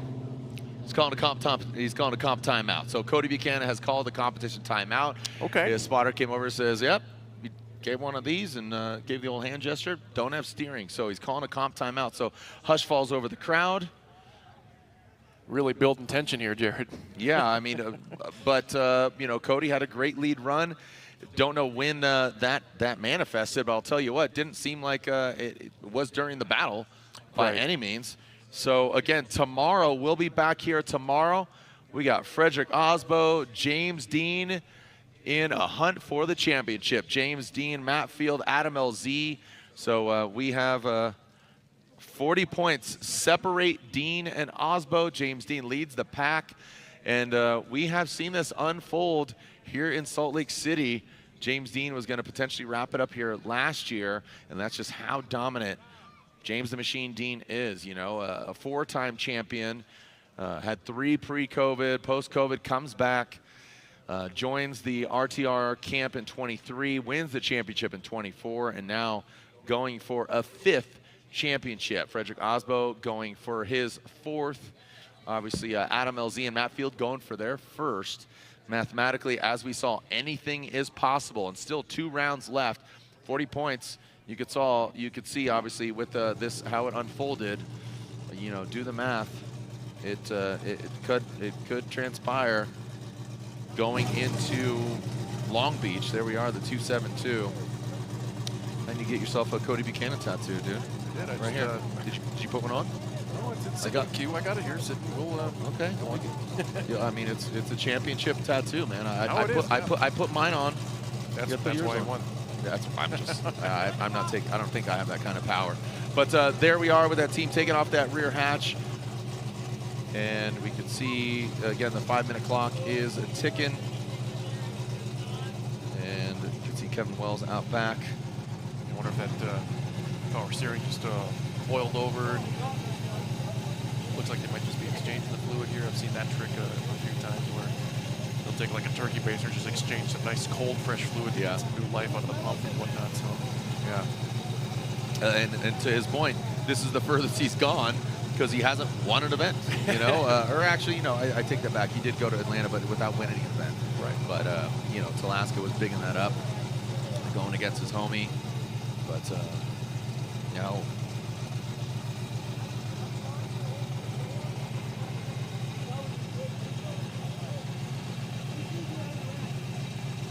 All right, so we could see all hands on deck.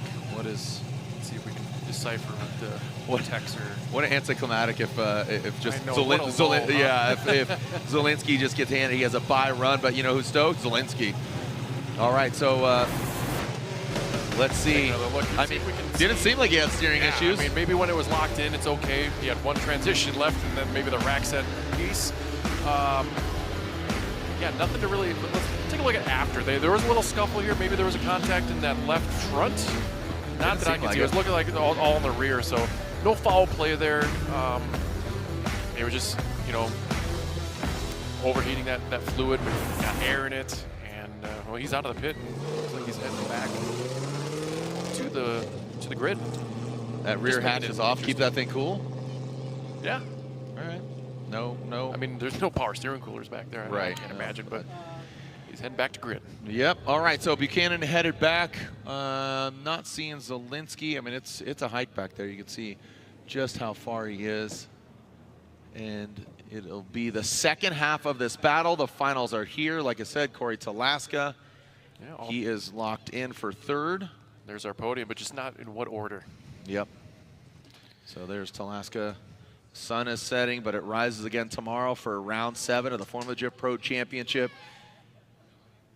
I talked about the scenarios, and mathematically, it could get decided here tomorrow for a championship of 25. James Dean with a 40-point lead. If he's just dominant, Osbo absolutely crumbles.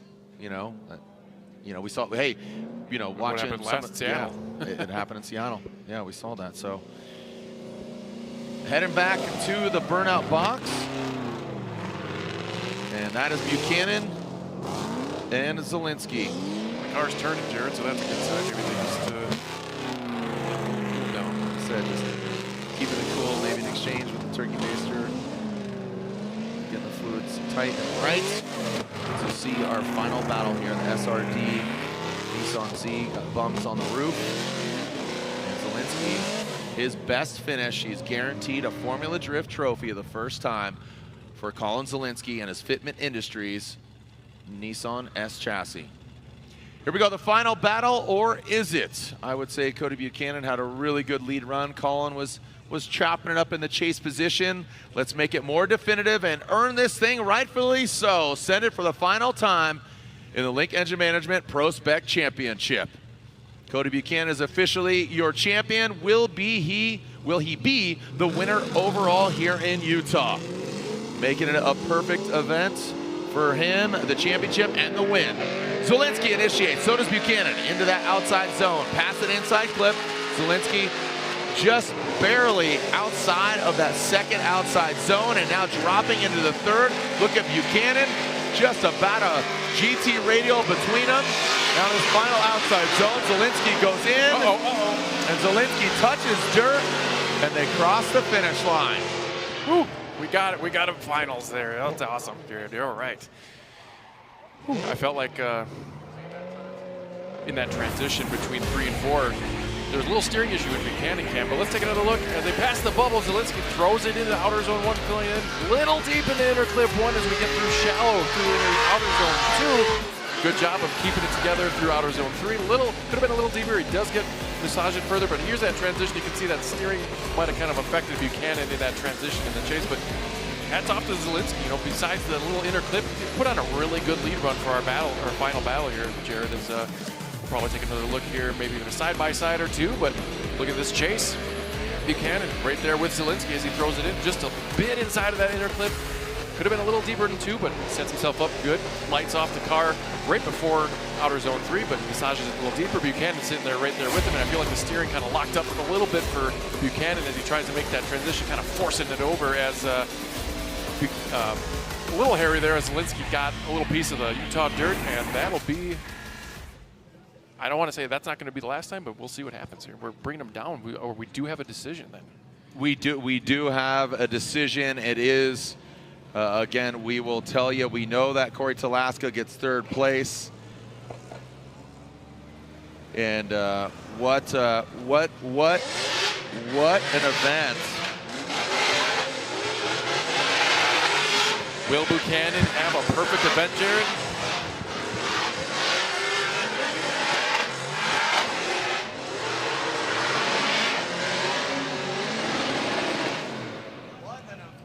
What an event for ProSpec, baby. Matt Sopa, Jared DeAnda here. These gentlemen were not part of the conversation. I mean, to be quite honest, it was a Chen, Brutskiy, and Richards conversation. But it came down to just chipping away and doing that thing as Cody Buchanan gets out of his car. Zielinski comes over, dabs him up. What a ProSpec year it's been. Yeah, you couldn't predicted this. I mean, like you said, we were focusing on those top 3 ties coming into this round. It was just excitement from seeding, 32-16, just nonstop edging. Like, it was just so good. Wow, unbelievable round of competition. There are the 3 podium finishers. There's the homies, dabbing them up. Nothing but love, respect, and there's Cory picking them up. All right, here's your podium. Your podium for round 4, the final round of the Link Engine Management ProSpec Championship. Finishing 3rd place And in the hunt for that championship, it came down to that previous battle. He finishes back on the box. Make some noise for number 116, third place, Yellow Speed Racing BMW, Cory Talaska.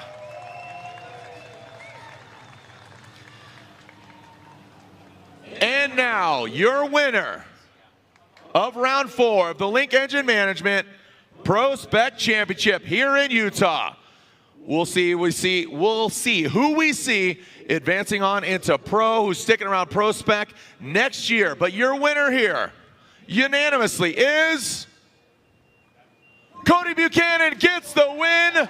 Buchanan gets the win here in Utah, and that means Collin Zielinski gets second place.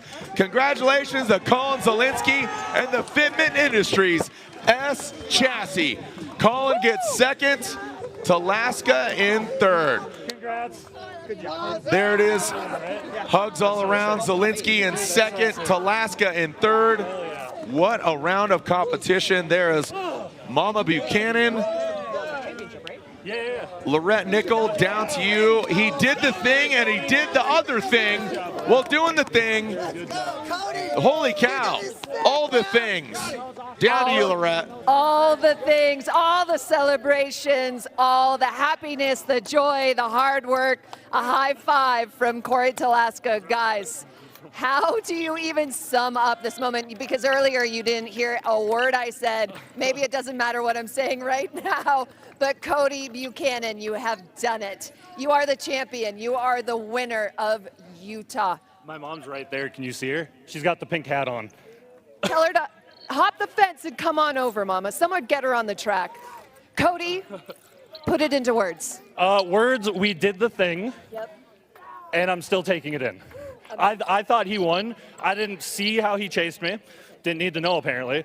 But by outer 3, I was completely out of tire. So I wanted to door him in outer 4. Like, I want to be on his door. But I didn't have tire. I tried. And we still did it. That's cool. And talk to us about why you called the 5. Okay, so to be honest, I thought he hit me. It was probably just in my head. But when the car unloaded, it did a whole bunch of crazy stuff. So that's why I thought he hit me. But my hatch was doing weird things, and I didn't want it to fly off. So I did that. And then finishing the first run, I lost power steering at the finish line. So we had to double check. Our rack was leaking, don't tell Kevin. So we filled it up and we got power steering back. We're not going to tell Kevin, right? And did we get Mom down here yet? Okay, we're trying to get Mom down. But okay. What are the plans for 2026? I can't tell you. Okay, not a hint? I don't even know. Okay. We'll find out in like a month, maybe tomorrow. I don't know. All right. We'll see. Amazing. I didn't even think we'd get this far. Like, we were hoping we would be first, but I didn't really know, so we didn't really plan it. My mom look at her pants. She's awesome. Come on and over and celebrate Cody Buchanan. Come on, Mama, you get right in there. And I'm going to go over to Collin Zielinski. So, Woody, if you could keep following me, we're going over to Collin. Come on over here. A huge moment for Collin. Congratulations. Thank you. Thank you. I appreciate it a ton. Of course. How do you even look at your smile? Crazy. It's crazy.